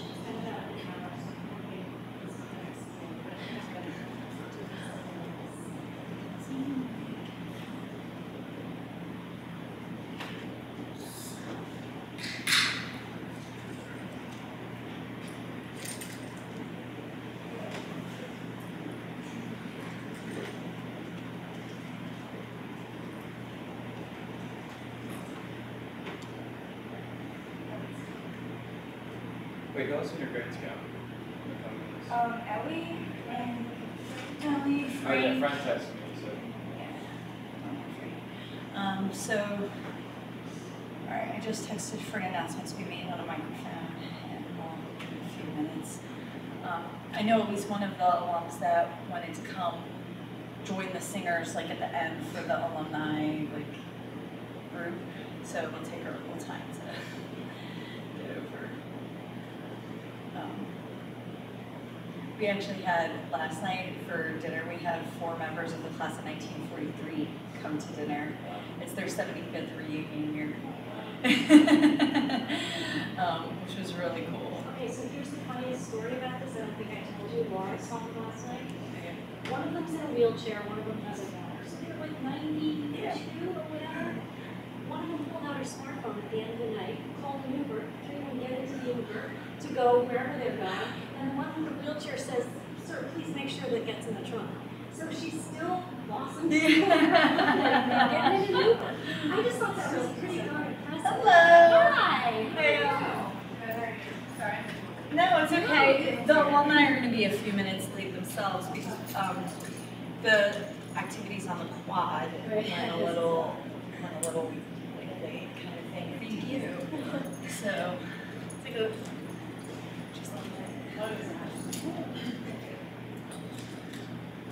I put in a plug with my classmates. We're reuniting this year, and there's like 9 of them here. And I was like, "You guys want to come up too?" And they actually wanted to see this space. It is a great space. Even though I don't think we did that much to the lights, correct me if I'm wrong, so it seems so much lighter in here. I think there are like more lights. Okay. Like I just remember this room always feeling really dark and gloomy. Well, the other thing is that none of the windows were accessible because of the stacks. Yeah. When you think about it, the stacks sort of blocked all of the windows. Hi. Thank you Have more strings than all of us. Hopefully they come. I was giving Kate and Sydney the rundown that unfortunately, and I appreciate you giving up your time on a Saturday. Sometimes, you know, alumni, especially when they're talking, like when it's like right after lunch, keeping on schedule is just very, very difficult. Dr. Russell gave us a session on positive ed this morning. There were over 50 people signed up, like 15 came. So they get And I had like 5 signed up for the tour, but ended up with 25 or 30. I think some of the people chose to do the tour at the same, you know. So, but so it's even when we ask for sign-ups, it's still kind of hard to gauge what the response rate will be. So.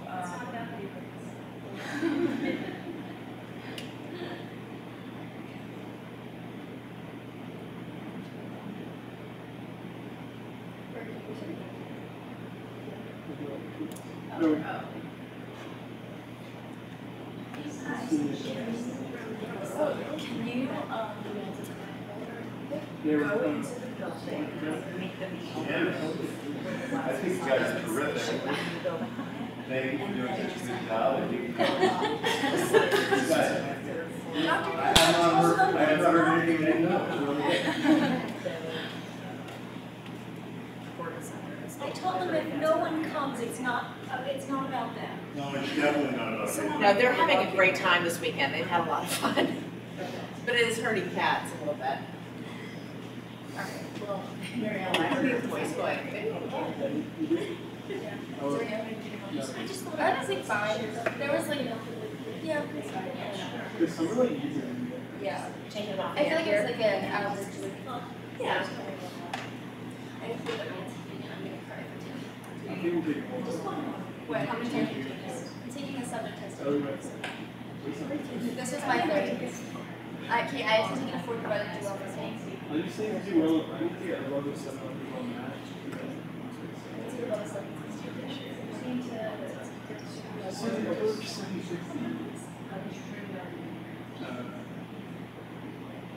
And it literally just comes down to like making stupid mistakes.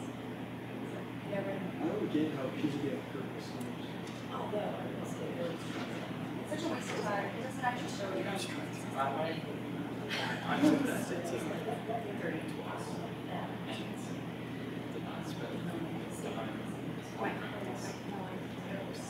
I wish I did. I know, my sister was so easy. She took it once, and that was it. Yeah. I wish you got She got a first one science her first time. She got like a 3rd. Hello, how are you?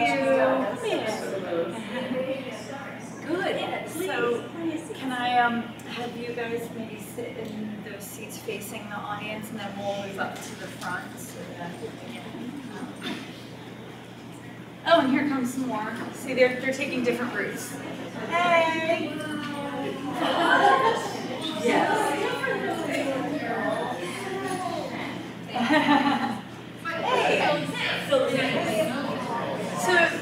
So this is going to be a student panel if you're interested in listening for a few minutes.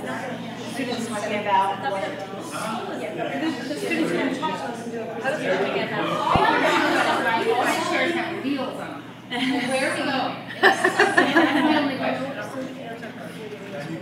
So you can do a class meeting in here, and then within 10 minutes set it up as a study. So it's really just over and over again. Doesn't matter what they do have I think they do have a lot of kids that Hello. Yeah, what gives it away are the windows. Yeah. Are you coming in to the second? Okay, great.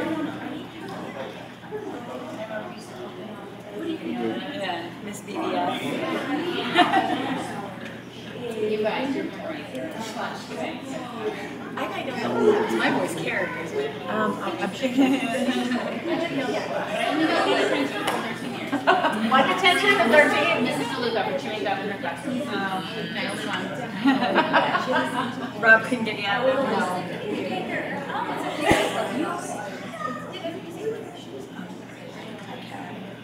If you'd like to know more about them than I do, but I Well, what would you think?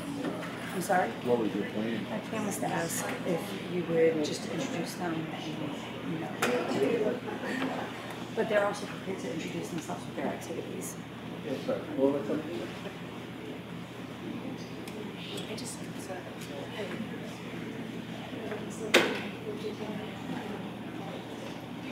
We're actually going to get started. For those of you who are here, you'll have an opportunity to hear from some of our students after their line table time. Introduce them. We'd love to start with what we would start by introducing yourself, perhaps share your year, and also a few of your activities. Discussion. Thank you. Hi, my name's Ellie. I'm a junior, and some of the activities that I participate in are student government, varsity soccer, lacrosse, DECA, and some stuff. I'm City University. I'm a junior. I'm involved in field hockey and volleyball, DECA, yearbook, student government. I'm Kate Scott. I'm also a junior.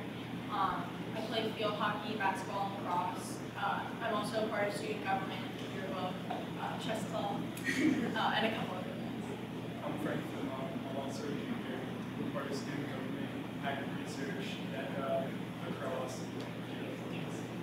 During, you might actually explain what that's what I was just when we're finished, do you think you want to sort of explain that to sort of an actual research, right? Oh, and then. So I'm Rosella. I'm a senior. I'm the current high school president, and a few things I'm involved in. I play basketball, baseball, and I'm part of student government, and I'm in the math club and basketball. Yeah. Sure. DEC is a business club for the high school, and you compete in different events in a, you take a test and do a role play for your event, and you can pick any event you can do from like finance or hospitality. There's like 1,000 events. You can do with a partner or an individual, and every year there's a district competition, and then if you move on from that, you go to the state competition, and if you move on from that, you go to the national competition. So it's fun. What did we just come back? That's just right. So action research is a club where you pick a topic, like there's different grades and teams, and actually Kate and I are all on the same action research team, and you pick a topic, and ours is stress and pressure, and for the first 2 years of high school, you do research on that topic, and then the second 2 years, these are like your action steps, and then you try to improve like the stress and pressure throughout shifting, so that's what we're working on. So they were providing recommendations to administration, to peers. So for example, if you're involved in a number of projects over the years, but one of the things that one of the groups did over a period of time is actually look at the use of space. And in fact, one was choosing the furniture both downstairs and up here for the students to use. So I think so. So you guys also.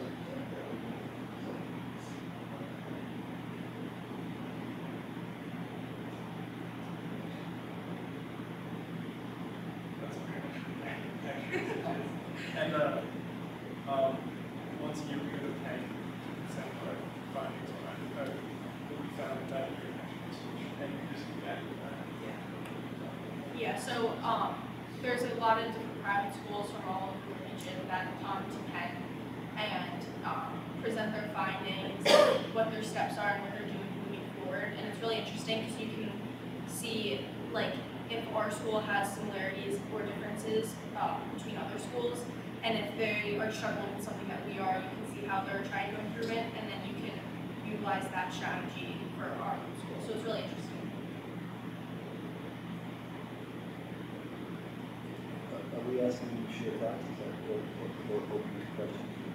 Yes, so the students are willing to answer any questions you might have about any of the individual activities or just school experience that they have.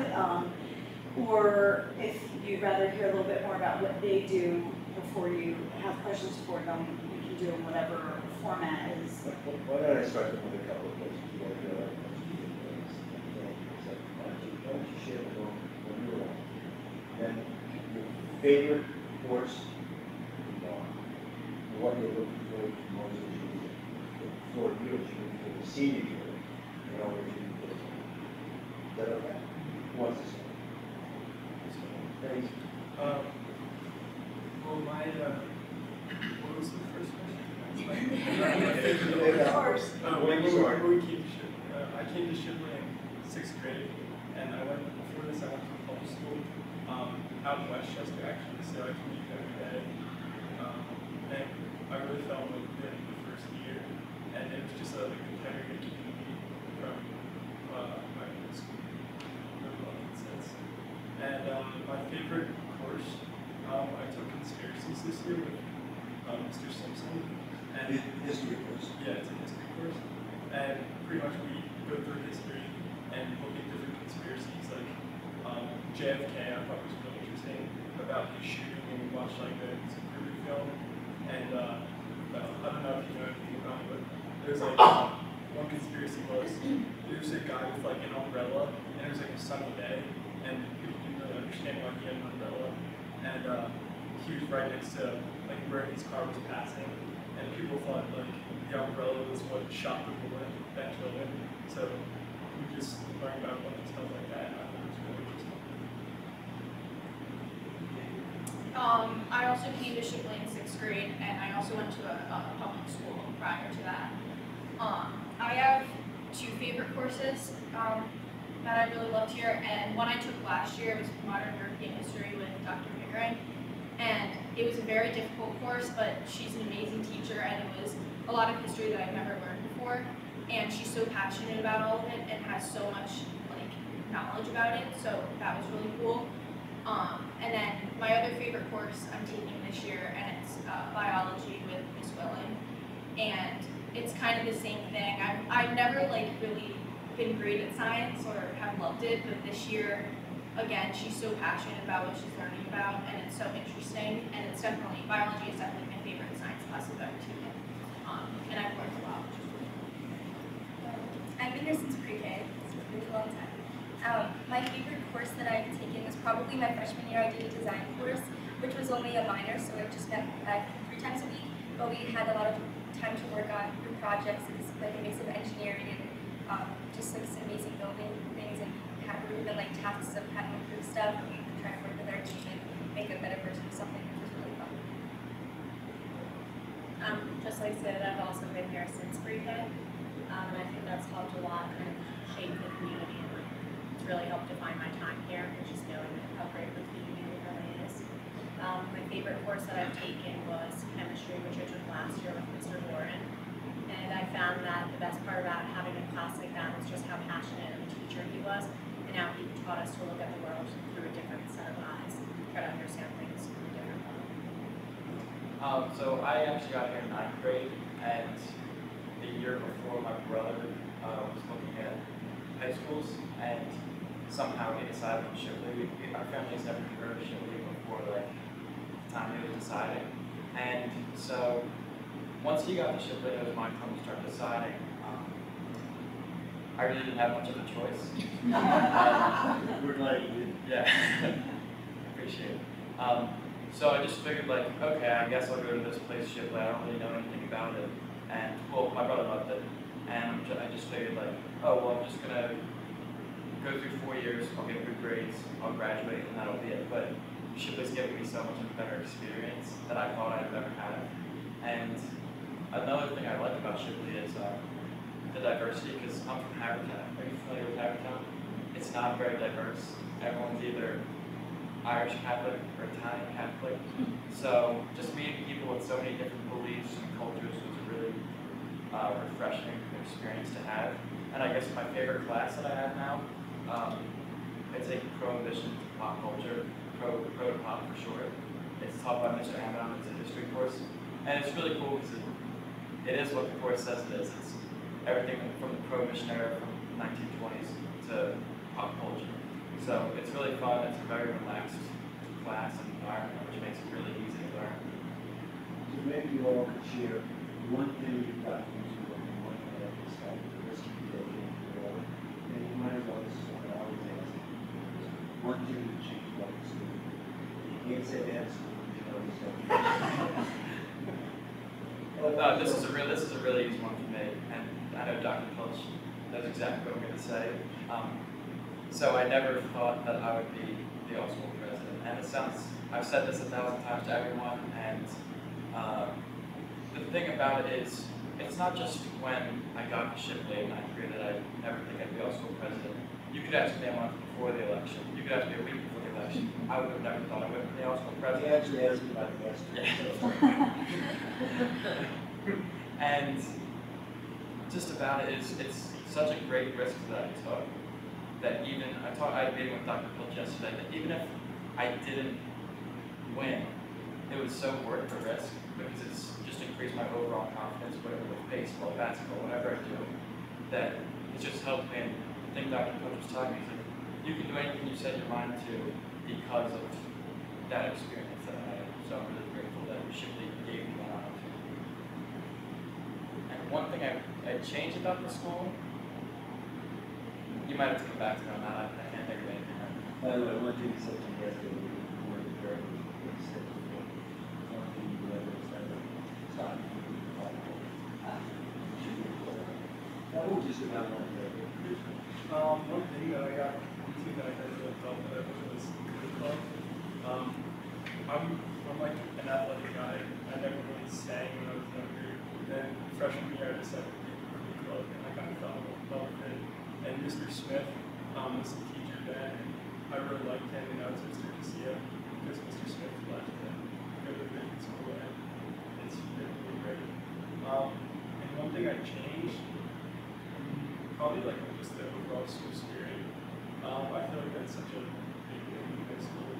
I think like that sometimes. So one thing that I've gotten into that Shipley has kind of made me more comfortable with, I actually haven't yet, but my friend and I, Lauren Ross, we're both on the basketball team, and something we really want to do is the musical.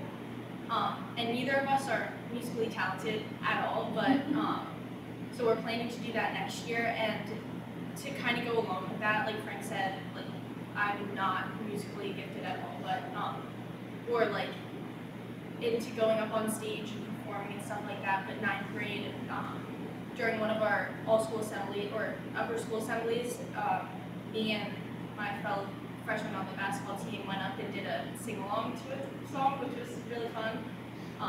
But that was like gave me a lot of confidence and really broke me out of my shell. And then one thing I would change is same with Frank, school spirit and just overall attendance of certain things, whether it's sports games or service events. Just getting, because everyone loves this community so much, but I think sometimes we don't show it as much as we do. And with attendance and just having a little bit rah-rah. So we're talking about spirit, we're talking about sort of attendance and games, that kind of things, opposed to sort of a sense of community. One thing I got involved in, which I didn't think I would, was the chess club. Like Kate said, she's also in it. And I think at other schools, if you are in chess club, you might be like looked down upon or something. It just might not seem like the cool thing to do. But I think one of like a really unique part about Shipley is that the chess club is actually like our most popular club, and it's really fun. Like all of my friends are in it, and it's just something we go to every week, and it's really fun. And that's not something that I had gone into high school expecting to be part of. And one thing that I would want to change about Shipley is probably having some more options for like elective classes in the underclassmen years, because there's not that many choices classes to take until you get to your junior and senior year. So one risk that I took, a little bit similar to Ellen's, was running for student government freshman year. And that was a big thing for me because the last time I had run before then was my 4th grade election, and I lost. Yeah, it was not even close. I completely lost that one. Kind of given it up in the past, and then over time, once I saw that there were more positions that kind of spoke to me, more like community life, things like that, I kind of realized that that was a risk that I did want to take, and the community supported me through that, and that's been something I've enjoyed since. So I asked one of you to change my why don't you share your favorite hardship with the My favorite thing is just, I briefly touched on this before, when I was running for president, is that I know that no matter what would happen, I knew that the whole community would have my back, and I knew that no one would make fun throughout the process, like, oh, he's really running, like, if I lose, people will be like, oh, he lost. No, it's just the openness, and once I won, the day after I won, Dr. Pilch sent me, like, strawberries, and like, a bunch of other things. So, actually, a funny story about that. The letter was addressed to my brother. To Kevin, yeah. It said, congratulations, Kevin Brusella, on becoming all-school president. You're going to do a great job. And that was really funny. Kevin was a senior. Yeah. Kevin was a senior. So I can tell that. But just the small things like that just show how much, like, how close-knit the community is. Mine's kind of similar. It's kind of like a cliche, but I feel like how close everyone is. I'm friends like just about everyone in 3rd grade, and I couldn't say that like at my old school. Like I didn't even know some of the kids that were in 3rd grade. It was probably like the same size, but like I can have a conversation with everyone in 3rd grade. It's a good feeling. Mine's very similar. I think it's just how everyone supports each other, and no matter if you're best friends with them or rarely talk to them, you can go up and have a conversation. It's not weird at all. You can do chess club and no one will judge you and all of this stuff. And also, everyone cares about what you do. And even Dr. Pilch came up to me in basketball like practice and was like talking to me about my 3-point shooting and like just like cool stuff like that. Dangerous. And like my history teacher last year came to my basketball games and everyone and my service learning teacher came and watched our lacrosse game. So it's everyone just supports each other and generally cares for each other. Mine's also just the community, just like the relationships I have with everyone, whether my classmates or people from a different grade or my teachers or anyone that's just involved in our community. We're all really close, and I think that's so special. You can't really get that anywhere in school. Going off of kind of what Sid and Kate just said, I think also the teachers themselves add so much to this community in such a unique way, where I don't think you find it in other schools, like your friend was saying, it's old school. I think people are really passionate about what they're doing, and they're even more passionate about helping you do what you want to do. And I think that's very rare and something special to hold on to.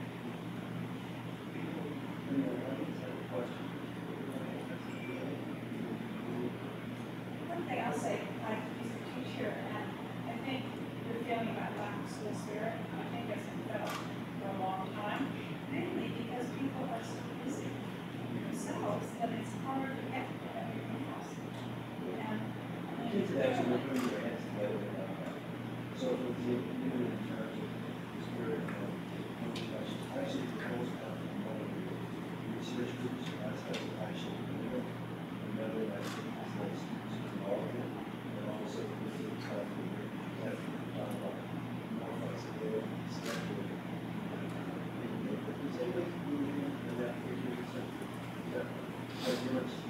Yeah. So it's a good point for it. That's when you're a smaller school, that's always. Yeah. The observations were by the way, I'm not sure this is these are really good college people. We're looking at terrific students, athletes, I just think you guys know. People know that that's why we see people 5 state titles in 7 years. But it's not the most important part of the game. So, other questions or observations? No, when you say you do what you're allowed to do what you want to do, is that a dialogue of some kind between you and the instructor to hammer out what you want to do, or whether or not what's the curriculum or not? This, no, because they have the flexibility to be able to choose their courses in their direction, and the advice of the advisors and our we don't have. Not like a tutorial. Yeah, it's a more traditional curriculum, more my thing, right? This is what I think we'll talk about. The flexibility of practice, particularly for 11th and 12th grade, makes the shape of where they're going. And some of our kids would love to see us have more flexibility in 9th and 10th grade too. The challenge for that is the balance is making sure that there's a base knowledge in enough areas that they can really do. But there is an app required. 2022 there's a community of students and faculty actually look at that in terms of what our graduation requirements will be. The kind of flexibility and autonomy with that the role there for the next education.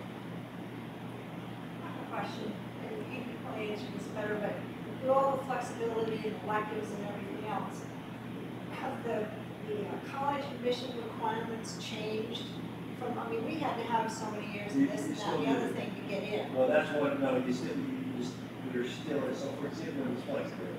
There are about 6 or 8 or 10 different history courses that you take, but each and every one of them would qualify for the college requirement of history. The only specific requirements you have for most colleges, specific now, will revolve around, for example, you have to have 4 years of English. It's absolutely, it's a state requirement. you have to have, depending on the college, X number of years of history, X number of years of math, sometimes you have to make sure you met the state requirements associated with American history, which is a requirement. It's actually close to federal requirement in that country. But within the realm of meeting those requirements, there's a large flexibility. So more of our curriculum is moving towards being interdisciplinarily oriented. And so in our own requirement, in our own graduation requirements, in the next iteration of the system, other questions? So there's this great saying that's never let your academics interfere with your education, which resonates with, I think, a lot of students who do all these different activities and programs, which is obviously such a big piece of your experience here. Could you speak to doing that time management and balancing act of obviously all the classes you have on a regular basis, but sports that kick off right afterwards for clubs and activities, and the full-time job that either DECA or student government can let it? Yeah, I guess I could take this one. So the thing is about Shipley, it's no secret that it's like that the work can be very challenging.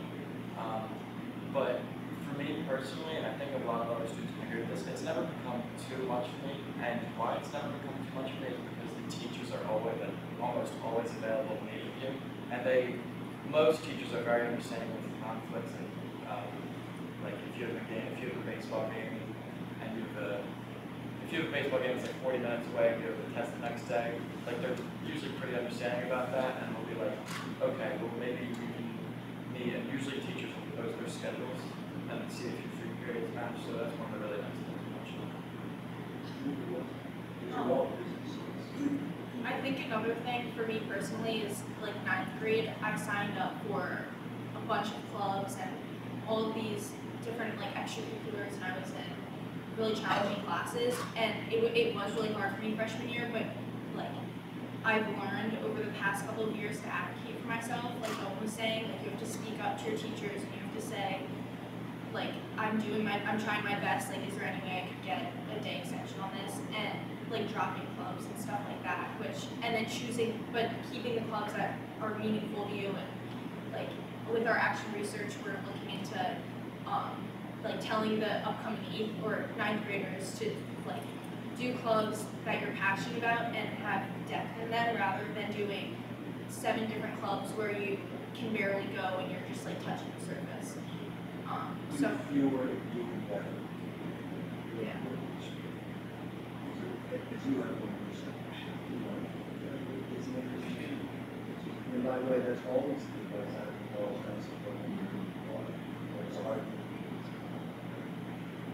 Well, and that's actually going to be the next question. I guess all of you are juniors, all of you are senior. So have you started the interview process for talking to schools, and what are they typically talking to you guys about? I mean, I would imagine you speak to the classes that you're talking about your clubs and your extracurriculars probably more than some of the club programs.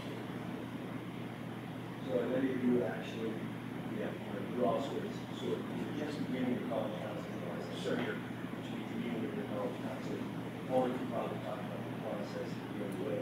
But one of the things that we covered 2 or 3 weeks ago, we actually began the college process slightly different in terms of sort of having athletics be a special club, potentially your athletes, or whatever else may be.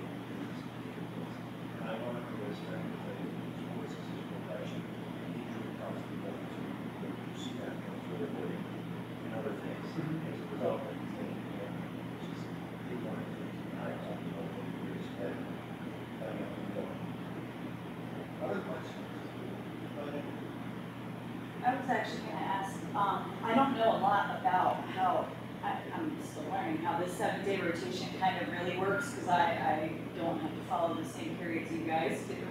And I know that we all of the alums in the room have had different ways that their courses were arranged. So for me, there was what we called week 1, week 2. So 5 days where your schedule was the same, and then the following week, a different 5-day schedule.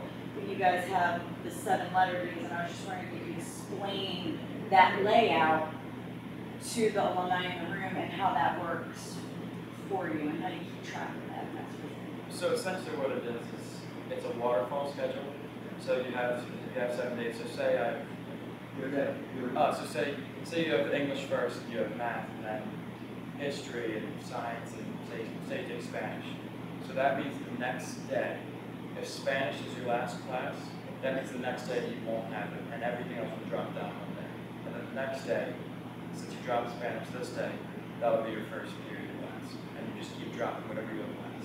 So first period is degree of flexibility. There are all sorts of studies about how important kids learn, and that having a ranking where periods are actually positive. But one of the things is that there's a 7-day schedule, and most of the classes meet 6 days out of 7. So first period becomes second period becomes not literally not scheduled, third becomes more important. We said there's one period that stays the same, so it's all longer, which is that. It's a longer period, and instead of being roughly 40 minutes, it's roughly an hour to give that class more time on that day. So it rotates this to an hour. How does that work for no periods if you have labs? The lab will take place in that period. But if you need 2 periods for classes? It's not different. It's the traditional model of using teachers together as a certain precedent. Other questions? Curious about which service projects that you shorter years that you really enjoy.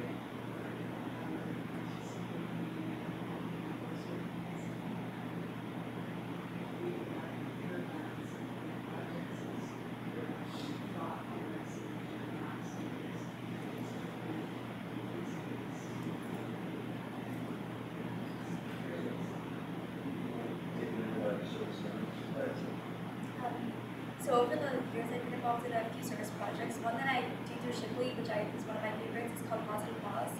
And it's a program that runs every single Tuesday throughout the whole year, but it's based on sports season. So if you play a sport in the fall and winter like I do, I can do the spring season, and vice versa. So every Tuesday in the spring, I go down with a group of Shipley students in a van to the Andrew Jackson School, which is our sister school in Philly, and we have a really long partnership with them. And we mentor their kindergarten and first graders for about an hour and a half after school. We do enrichment activities and give them snacks and play with them outside. And you have like a little group that you work with every week, and you get really close with them by the end of the season because it's the same kids every time. And they become your best friends, and they run up and hug you every time you walk through the doors and hang on to you until the second you leave. And it's been one of the best parts of my experience so far at Shipley, I think. Also, is that it was good?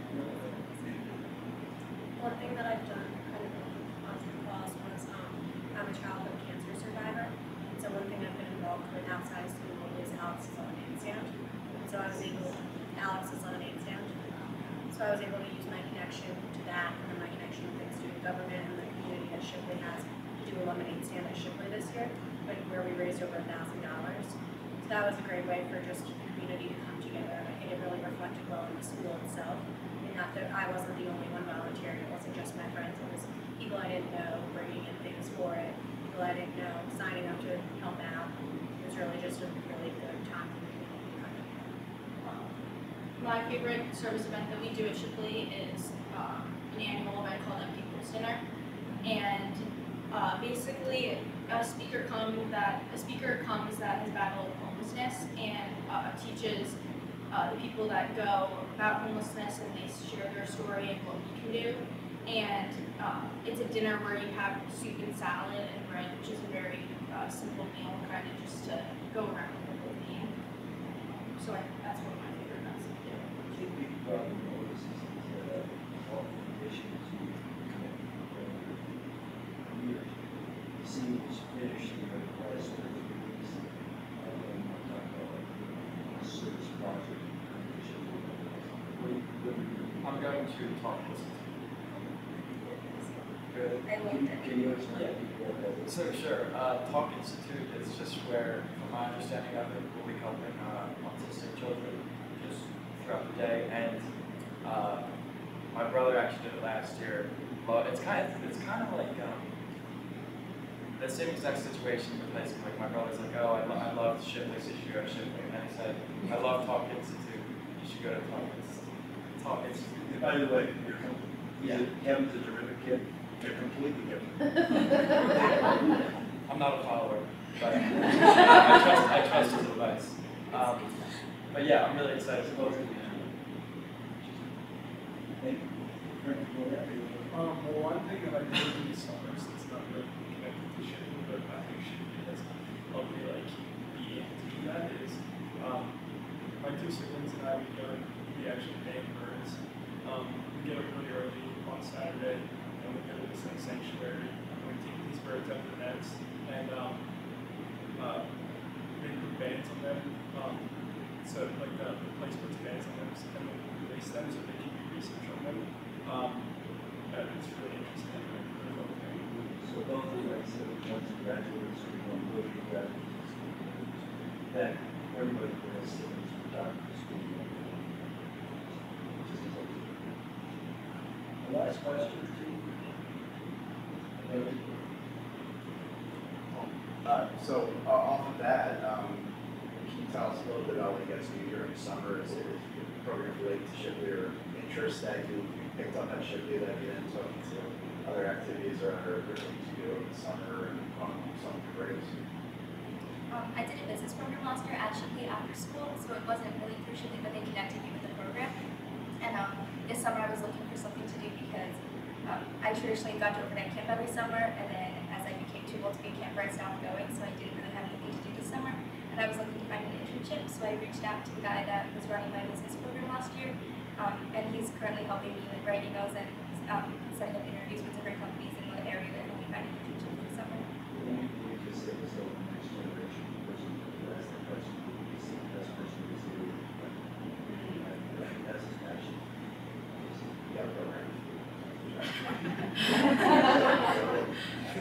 It's okay, I don't know anything about that.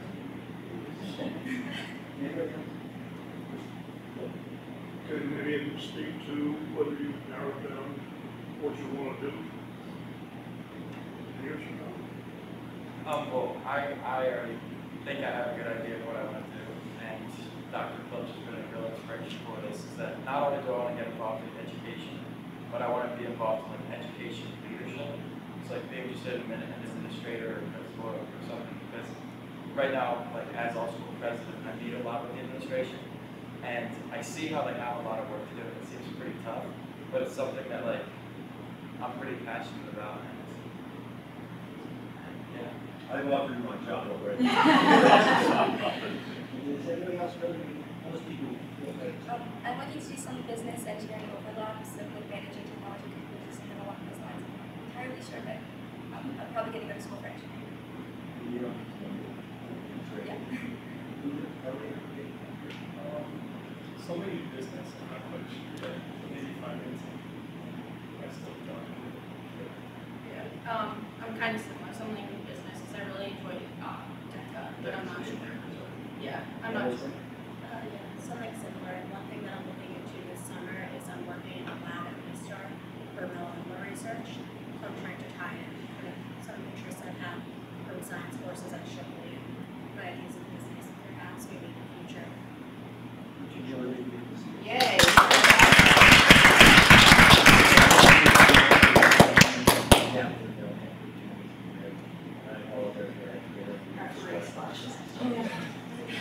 Thank you. Thank you. Thank you. Will you talk about Yeah. So for the ones in the room, the makerspace is right over here around the corner, and there's actually a Shipley alum, Sharron, class of 07, who is Shipley's middle school STEAM chair for Waterfall, and so he's doing a demonstration of the 3D printer and laser engraver and things like that, if you're interested. And so that's right out this way.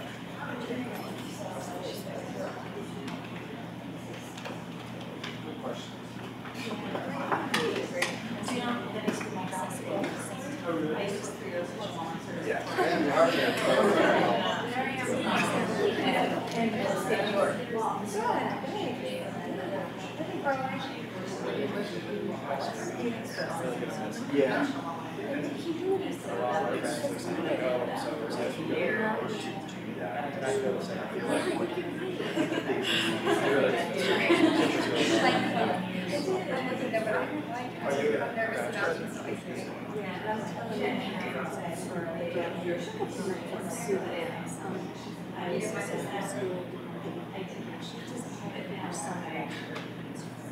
Oh, really?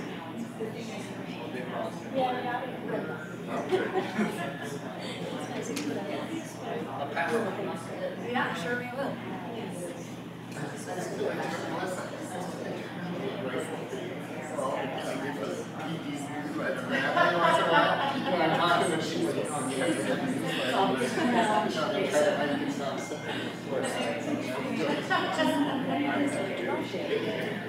I was.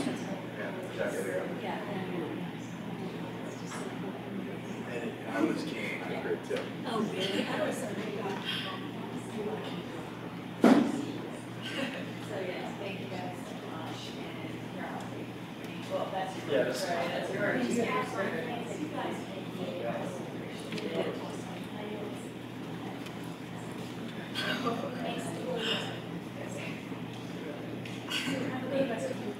It's fair. Do you want us to do anything with these chairs? Oh, no.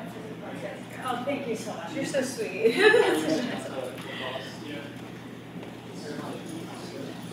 I know, I feel the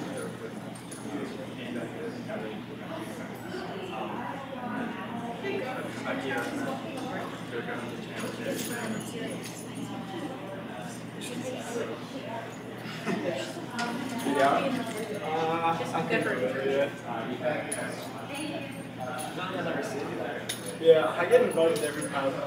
Like, I'm like, I don't